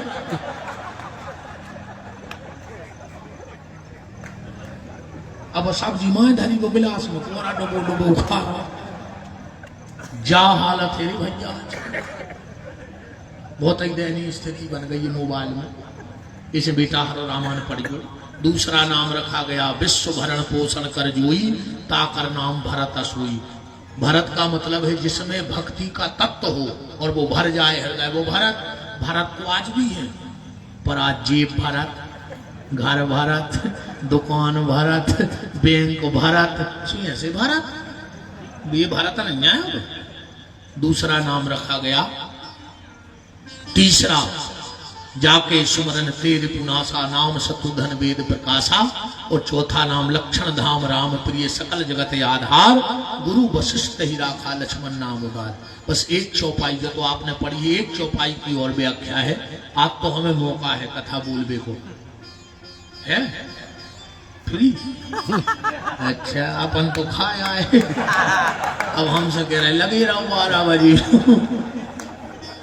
जो है वजह समय। ये जजमान ये हमारे कान में होके गए कि 12 नो कथा सुना जो गुरुजी को हम रोटी खुआए दे रहे। अब ये सुनो दत्त माओ भंडारो बंद होगा, वो और तई के देव के जाओ, हम तो कहूँ कि ने रे ढाबा पे हम खाते नहीं हैं। हाँ, भोजन को भी नहीं हमें आजकल तो आदमी भोजन कर ही नहीं रहो। अब तो जे को देखो वही खाना खान लगो। खाना यहाँ बेशर्मों को, जितने बेशर्म रहते हैं भी खाना खाते हैं। सामने बारो तुमसे स्पष्ट कह रहा हो कि खाना, वो तुम बैठ गए तो तुम बेशर्म ने कहा है, बताओ उन्हें स्पष्ट मना नहीं करी कि खा ना, तुम काहे बैठे। और अब और महाराज जी फैशन हो गो, पहले तो आदमी खाना खाते हो, अब को उसका खाना खा ले, कहते घर खाएंगे।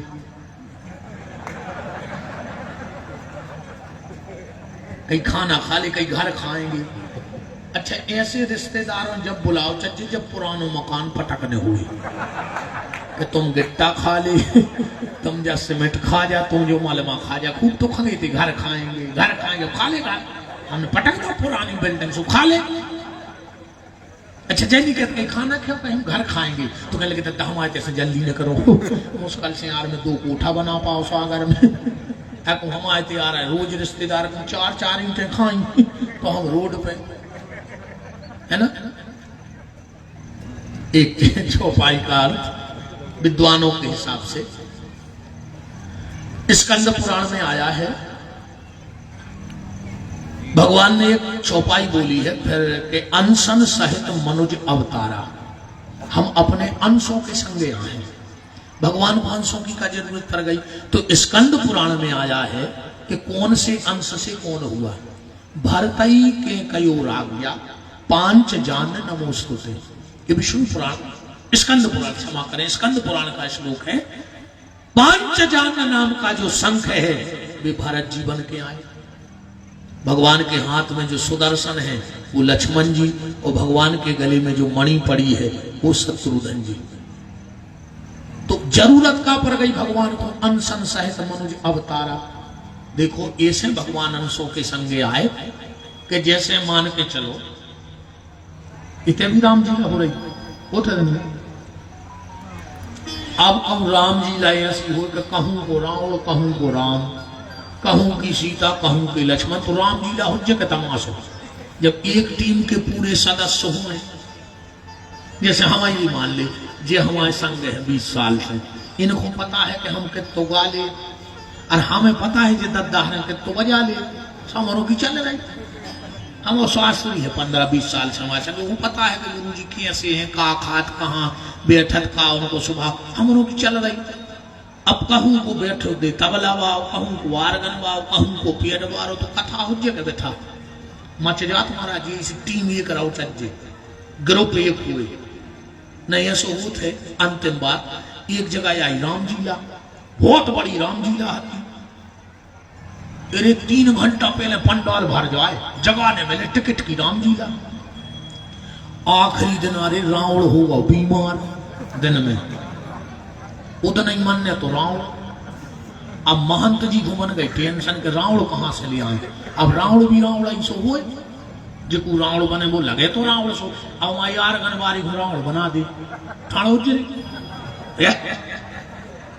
नहीं हो रहा, डरा रहा का होगा वो नहीं हो रहा। ठाणो बैठो क्या होती नहीं नित्य ठाणो। अरे आदमी चुनाव में ठाणो हो जाते, कथा में ठाणो नहीं हो रहा। बताओ अच्छा जो रावण अच्छो लगे, बिल्कुल नहीं लगे, दूर पर बैठ जा, वो तो हमारे संगे अच्छो लगा थे। रावण तो रावण ऐसा हुए। अच्छा, रावण की भी बड़ी विचित्र स्थिति रही महाराज जी। रावण को बैलेंस पता है काय में खराब है, तो अगर वो की 11 मूड़े होती तो ठीक रहे, तो वो की हती 10, सो एक तरफ 4, एक तरफ 5, सो ना रहती वजन, सो वो एक कर देगा ढेर, सो ने जितने काम करे सो एक कर करे। अच्छा, दूसरी बात, जैसे अपन बिस्तरा में सो रहे, सो अपन सोता ही सोच करवटा ले ले ओंदे सो रहा। रावण को नहीं भारी टेंशन दे थोड़ी, वो सोता ही सोता अगर करवटा ले वे ये सो फेंके तो मंच के उतर पे फेंके। पहले वो सीधो सो थोड़े, फिर उठा थोड़े, सो ओंदो सो थोड़े, फिर उठा थोड़े, फिर सीधो सो थोड़े। अब 10 मूड़े खेत में बखारो सुधारो ले थोड़े। अच्छा, सबसे ज्यादा टेंशन में मंदोदरी। मूड पर आ तुझे 6 नंबर को पर दवाई जड़ दे तुझे 8 नंबर पे पहले उन जाके ने पड़ा तुझे कि हम 7 नंबर को सरकार दे दूंगा। बताओ टेंशन नहीं रहती तुझे। अच्छा एक बात और देखियो, दुनिया की कौन चीज हुई, केला दर्जन से मिलत, नींबू गड़ा से मिलत, तेल लीटर से मिलत, शक्कर किलो से मिलत, एक चीज भर 10 से मिलत। बताओ छक्का कोनो मेडिकल से पत्ता ले जो दवाई को 10 गोलों को पत्ता मिलत है। मुझे तो लग रहा हो जो रावण के समय से पैकिंग चल रही है। काली जब रोत हो जब कितनो खराब न लगा तुझे तना कर बैठी रहो माता जी है बैठ जाओ।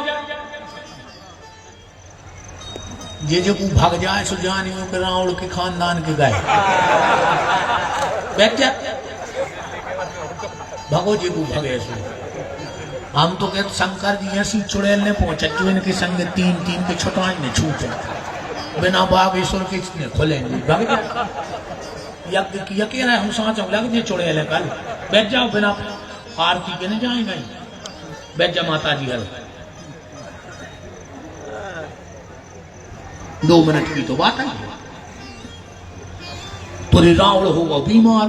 अब महंत जी घूमन गई महाराज जी टेंशन गांव में गए कितने बड़े शहर में एक आत्मल है सो एक बुद्धू हलवाई 7 फुट को जा बड़ी खपरिया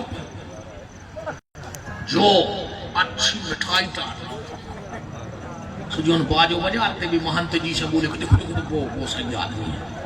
पहुंचे मिठाई लाई मिठाई खाई बोले कहा भैया तुम का ना हो कह लगो बुद्धू हलवाई कहले का करा कहले मिठाई बेचत कहले यार तना हम काम चला दिया आज बोले का बोले रावण बन जा।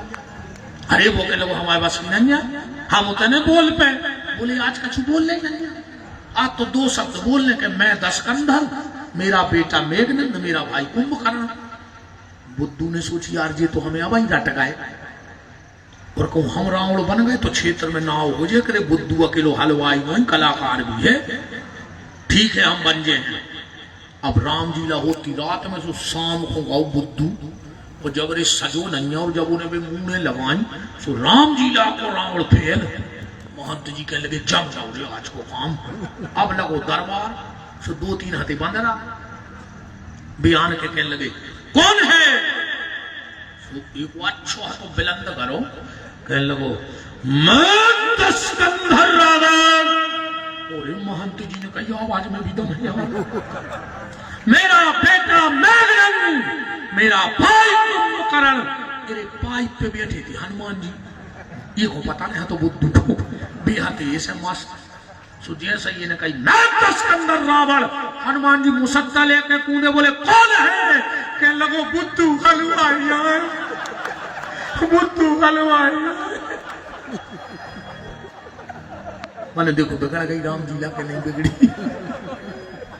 बोल बिगड़ी के नहीं बिगड़ी ऐसे एक ही टीम के गुंजा रहो चज्जे तो काम जैसे यज्ञ में एक ही टीम के पंडित हो तो अच्छा लगा। ऐसा ही भगवान ने कही अनसन साहित्य मनोजे अवतारा भगवान का नामकरण हुआ। बस आपको एक न्योता दे दूं और कल तो हम आएंगे पर न्योता आज ही ले लो। आपको अपने बारे में छोटी सी जानकारी दे दूं। इस शरीर के द्वारा 7 साल से एक गौशाला का संचालन चल रहा है। दुनिया की पहली ऐसी गौशाला है आप 24 घंटे में कभी चले जाना एक बूंद दूध नहीं होता गौशाला में क्योंकि मेरी प्रतिज्ञा है कि जब तक मेरी सांस रहेगी मेरी गौशाला में कभी दूध वाली गैया प्रवेश नहीं करेगी। 400 गौ माता है महाराज जी उसमें 6 अंधी हैं कम से कम 20 3 पांव की हैं। एक्सीडेंटल गौ माता 400 गौ माता है। गौशाला को बड़े प्रेम से बनाया है स्नेह से बनाया है। 2 वृद्धाश्रम भी हैं गौशाला में और गौशाला को लोग समझते हैं कि 3 सेट डरे हुई और गौशाला बनी हुई है। मैंने 7 साल में अपनी पूरी 7 साल गौशाला में लगा करके इतनी सुंदर गौशाला बनाई कि अभी मध्य प्रदेश में तो नहीं होगी। यहाँ 41 फुट के भोलेनाथ बने हैं, राधा कृष्ण का मंदिर है, एक छोटा सा गार्डन बनाया है जिसमें मैंने 20-25 लाख का टेंट का सामान लेके रखा है।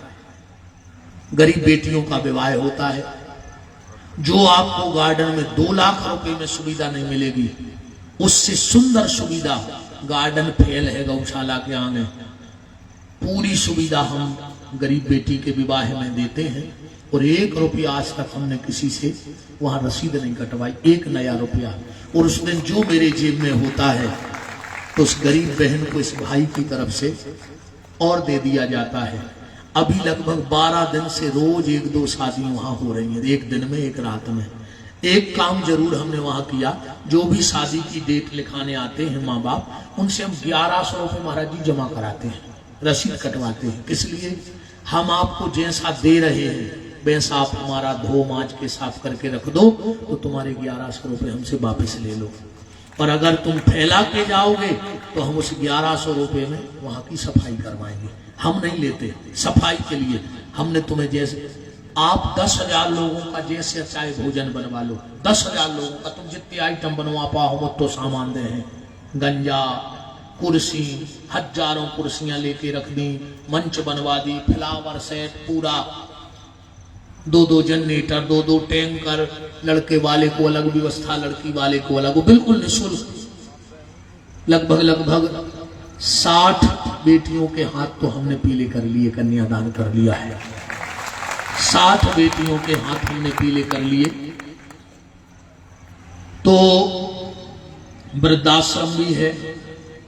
बात सिर्फ हम आपको ये बता रहे हैं, हम साल में वहां एक कार्यक्रम करते हैं और इस बार का जो हमारा कार्यक्रम है वो है 15 जनवरी से 2026 में 7 दिन रात का भंडारा चलता है। सुबह जो पहले दिन महाराज जी कड़ाही चढ़ेगी तो आखिरी दिन उतरेगी, चाहे 50 लाख लोग भोजन कर जाएं। इसीलिए मैं आपके चरणों में नमन करता हूं। मुझे सबसे अच्छा लगता है भोजन कराना, भंडारा।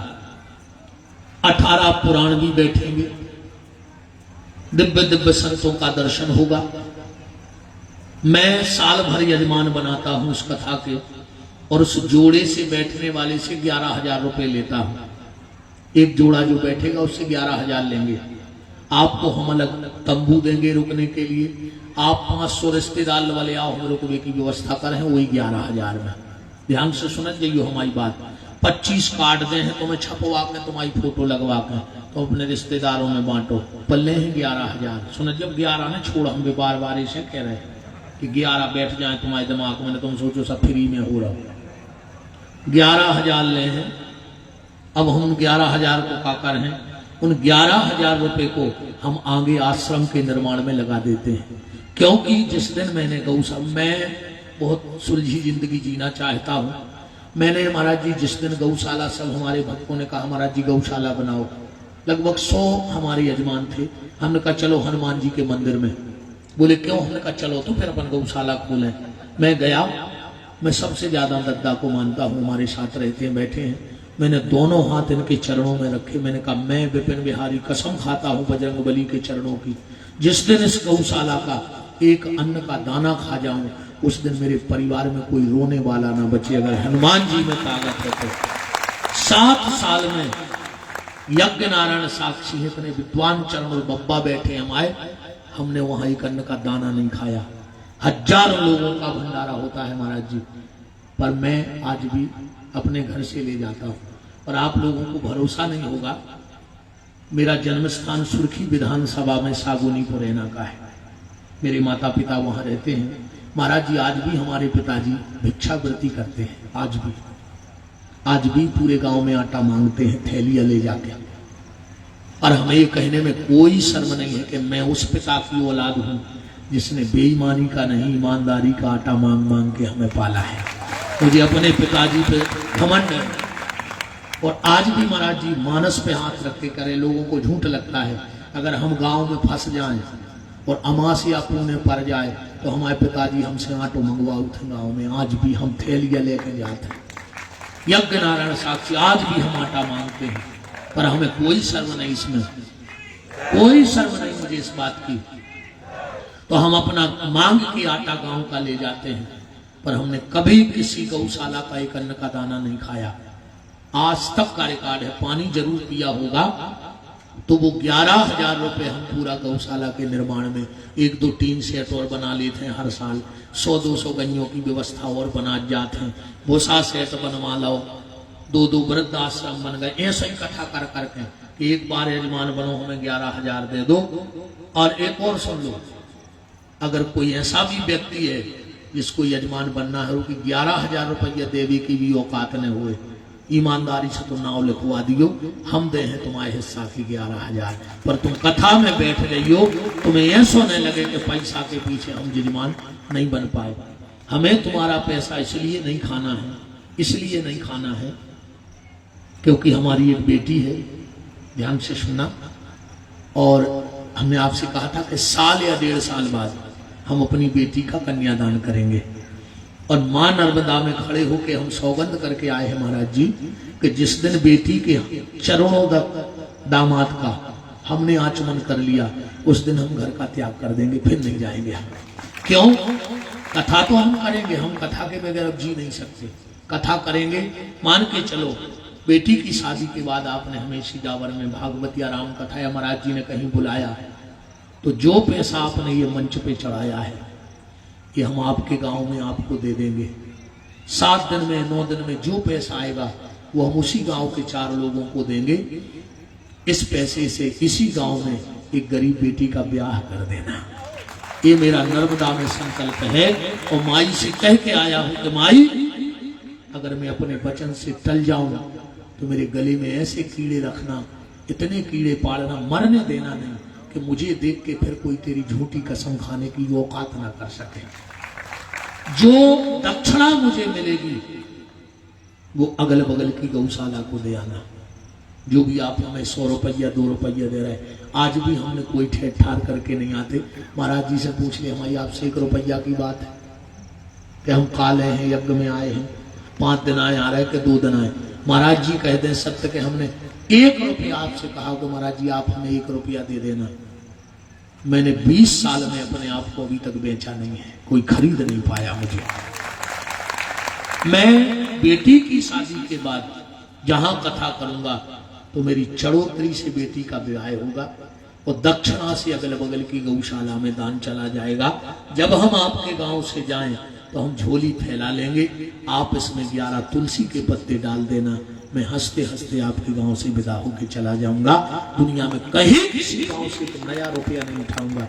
रही पेट पालने की, तो हमने अपने पिताजी से कह दिया, हम 2 भाई हैं, हमने कहा पापा जिस दिन तुम हम दोनों भाइयों में बंटवारा करो तो आज तक आपने जो कमाया हो वो छोटे को दे देना और हमारे हिस्से में आटा मांगने वाली थैलियां दे देना जिसमें आटा मांगते हो।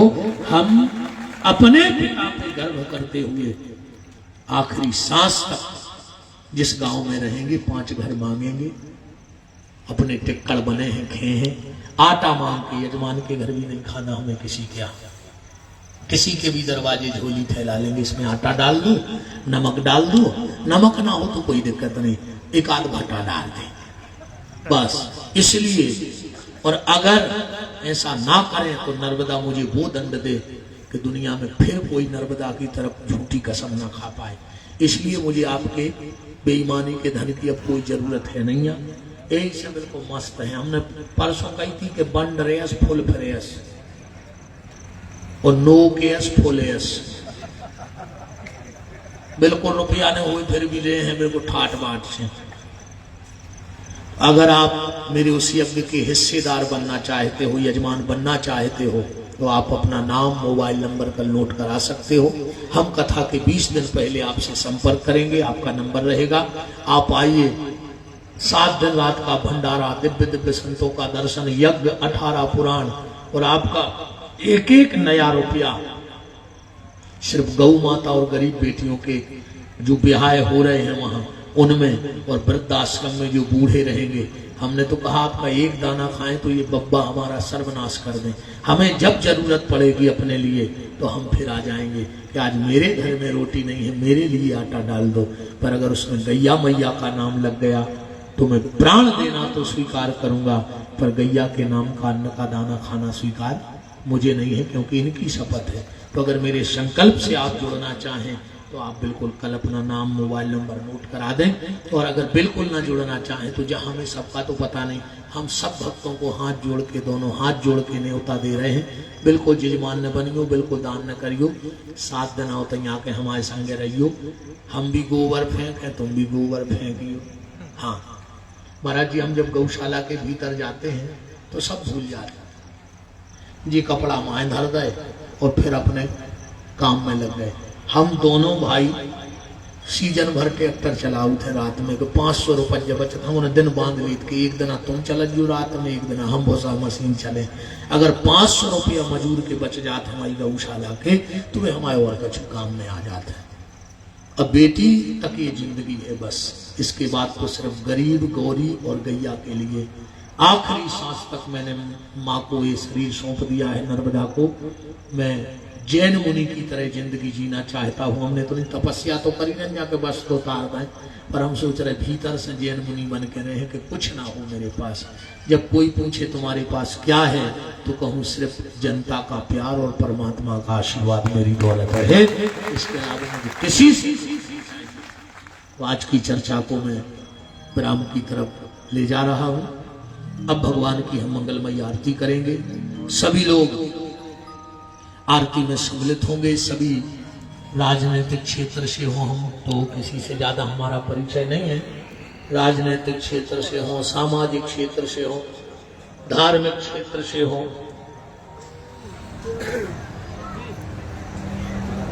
चलिए हम इस पे कल प्रकाश बिल्कुल जरूर डालेंगे। हाँ, कल हम इस पे प्रकाश डालेंगे।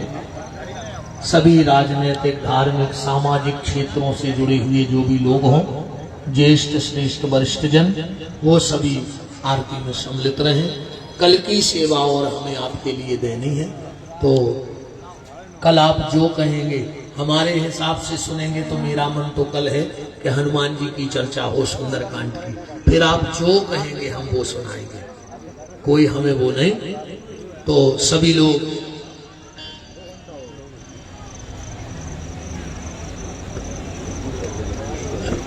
अच्छा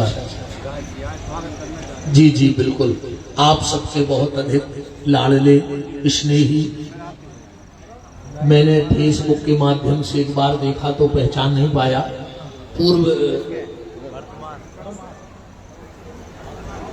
पूर्व स्वास्थ्य मंत्री मध्य प्रदेश शासन से वर्तमान विधायक महोदय, कौन सा, सांची विधानसभा से आप सबके स्नेही लाडले श्री प्रभुराम चौधरी जी उपस्थित हैं।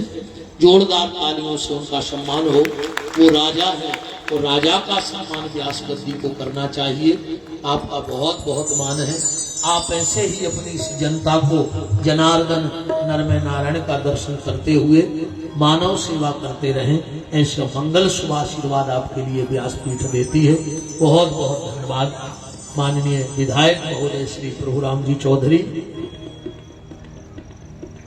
प्रभु जी खूब मंगल करें, भगवान खूब जनता की सेवा करो, खूब राष्ट्र के लिए, गैया के लिए और धर्म के लिए आप निरंतर लड़ते रहें। ऐसी मंगल शुभकामनाएं। अब सभी हम आरती में सम्मिलित रहेंगे। पूर्व स्वास्थ्य मंत्री जी प्रभुराम चौधरी जी और आप श्री भगत जन हमारे, आज पूरा लगभग चंदनहारी भी आया है जहां दिन में भागवत की कथा चल रही है। और सभी जो भी संत आचार्य कथा व्यास पधारे हो, उन सबके चरणों में हमारा कोटि कोटि नमन है, प्रणाम है, वंदन है। इस बालक के अपराध को क्षमा करें और सब कथा व्यास संत ब्राह्मण अपने चरणों की रज इस शरीर पे डालते रहें कि मैं अपने संकल्प को पूरा कर सकूं। अंधी अपाहिज गौ माता की सेवा करता रहूं और गरीब बेटी के विवाह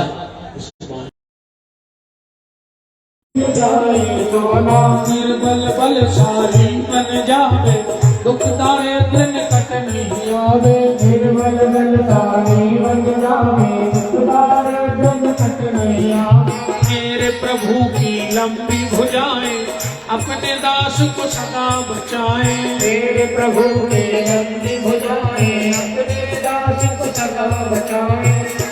सबको मिल जाए आराम, रखवाला है राम, उनका रखवाला है राम, उनका खून बगाए राम। दोनों हाथ उठाइए, बोलिए हमारे साथ। हे मेरे नाथ, मैं आपको कभी न भूलूं। हे मेरे नाथ, मैं आपको कभी न भूलूं। हे मेरे नाथ, अब तो दया करो। अब परम श्रद्धेय पूज्य चरण, जो इस कार्यक्रम के सूत्रधार हैं, प्रणेता हैं, परम श्रद्धेय पूज्य श्री जयप्रकाश शास्त्री जी के परम सानिध्य में समस्त आचार्यों के साथ, समस्त आप सब भक्तों के साथ ठाकुर जी की प्यारी प्यारी सी आरती। आइए शास्त्री जी। हरि ओम। चंद्रमा मनसो जातिसो सूर्यो जायतो सोस्तादायुष्य प्राणस्य मुखान्तग्निरजायतो। हे राजा राम तेरी आरती गाओ, हे राजा राम तेरी आरती गाओ।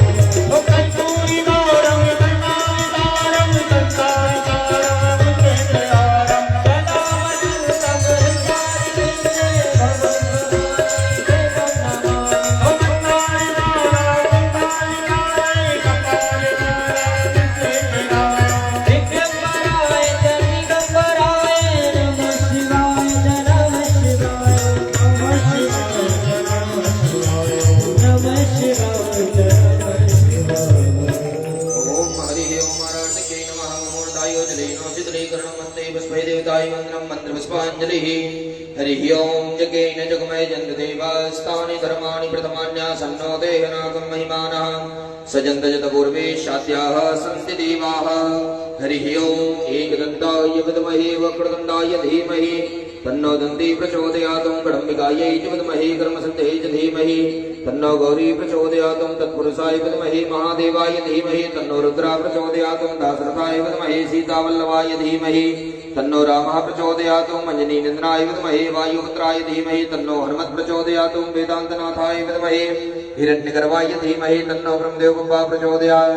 नाना सुगन्ध पुष्पाणि यथा कालोद्भवानि च पुष्पाञ्जलिर्मया दत्तो ग्रहाण परमेश्वरो। ब्रह्मोत्तमाय नमः। मंत्र पुष्पांजलिं समर्पयामि।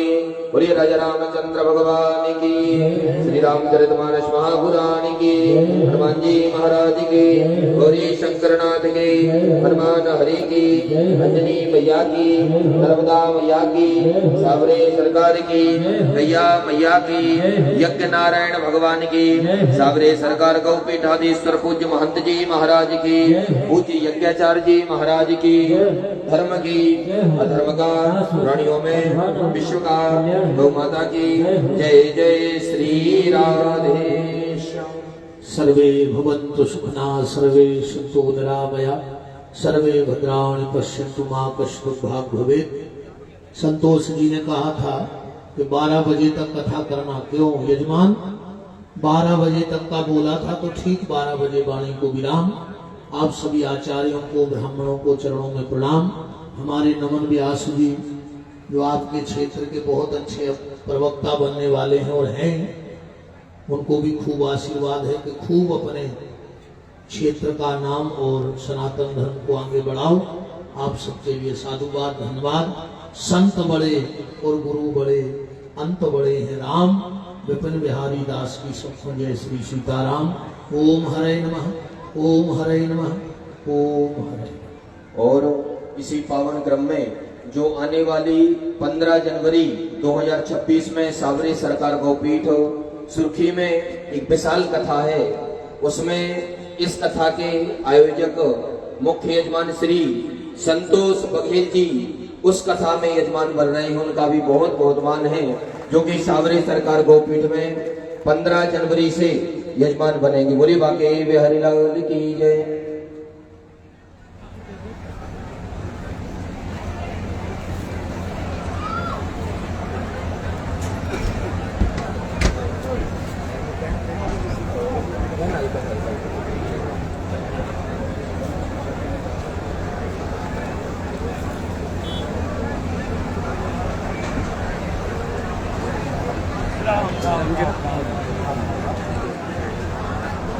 अरे यार बताइए वैसे लो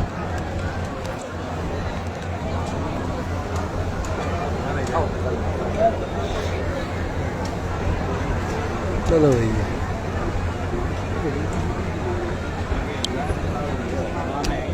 बहुत सारे कह रहे हैं हम नाम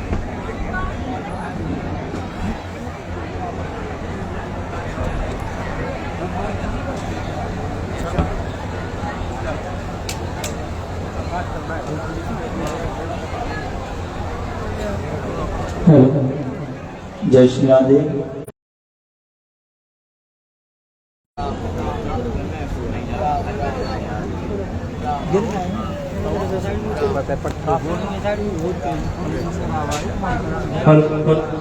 नीचे बता यहाँ बोल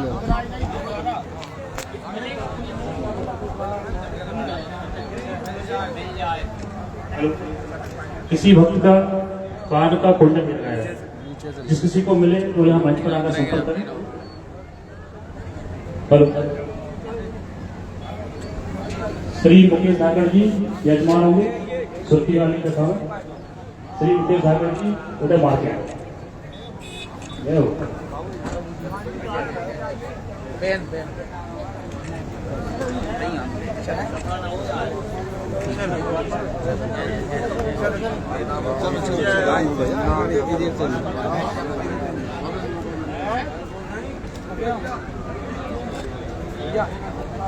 किसी की चाबी है हमारे पास, स्प्लेंडर गाड़ी है, किसी की बोली हो यहाँ से आकर ले सकता है मंच से। किसी भी व्यक्ति को किसी महिला का टाप चलाओ बांध का वो यहाँ मंच पर आकर लेना का टाप सर आ जाओ तो पंडित जी है रुके जाओ चलो इस साइड चलो और कल के बात करें। ये तुम कहां आ रहे हैं? नीचे बैठे तुम फोन में चल वहां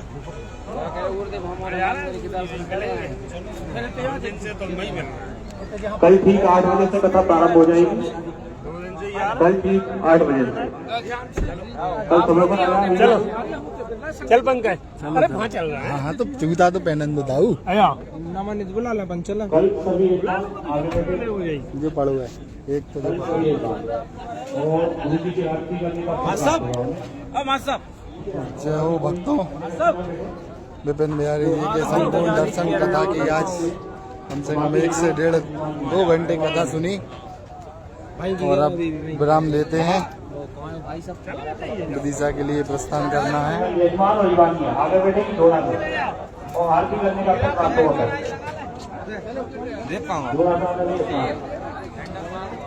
अटूट जन सैलाब बिहारी जी की कथा में अब बिहारी जी चले।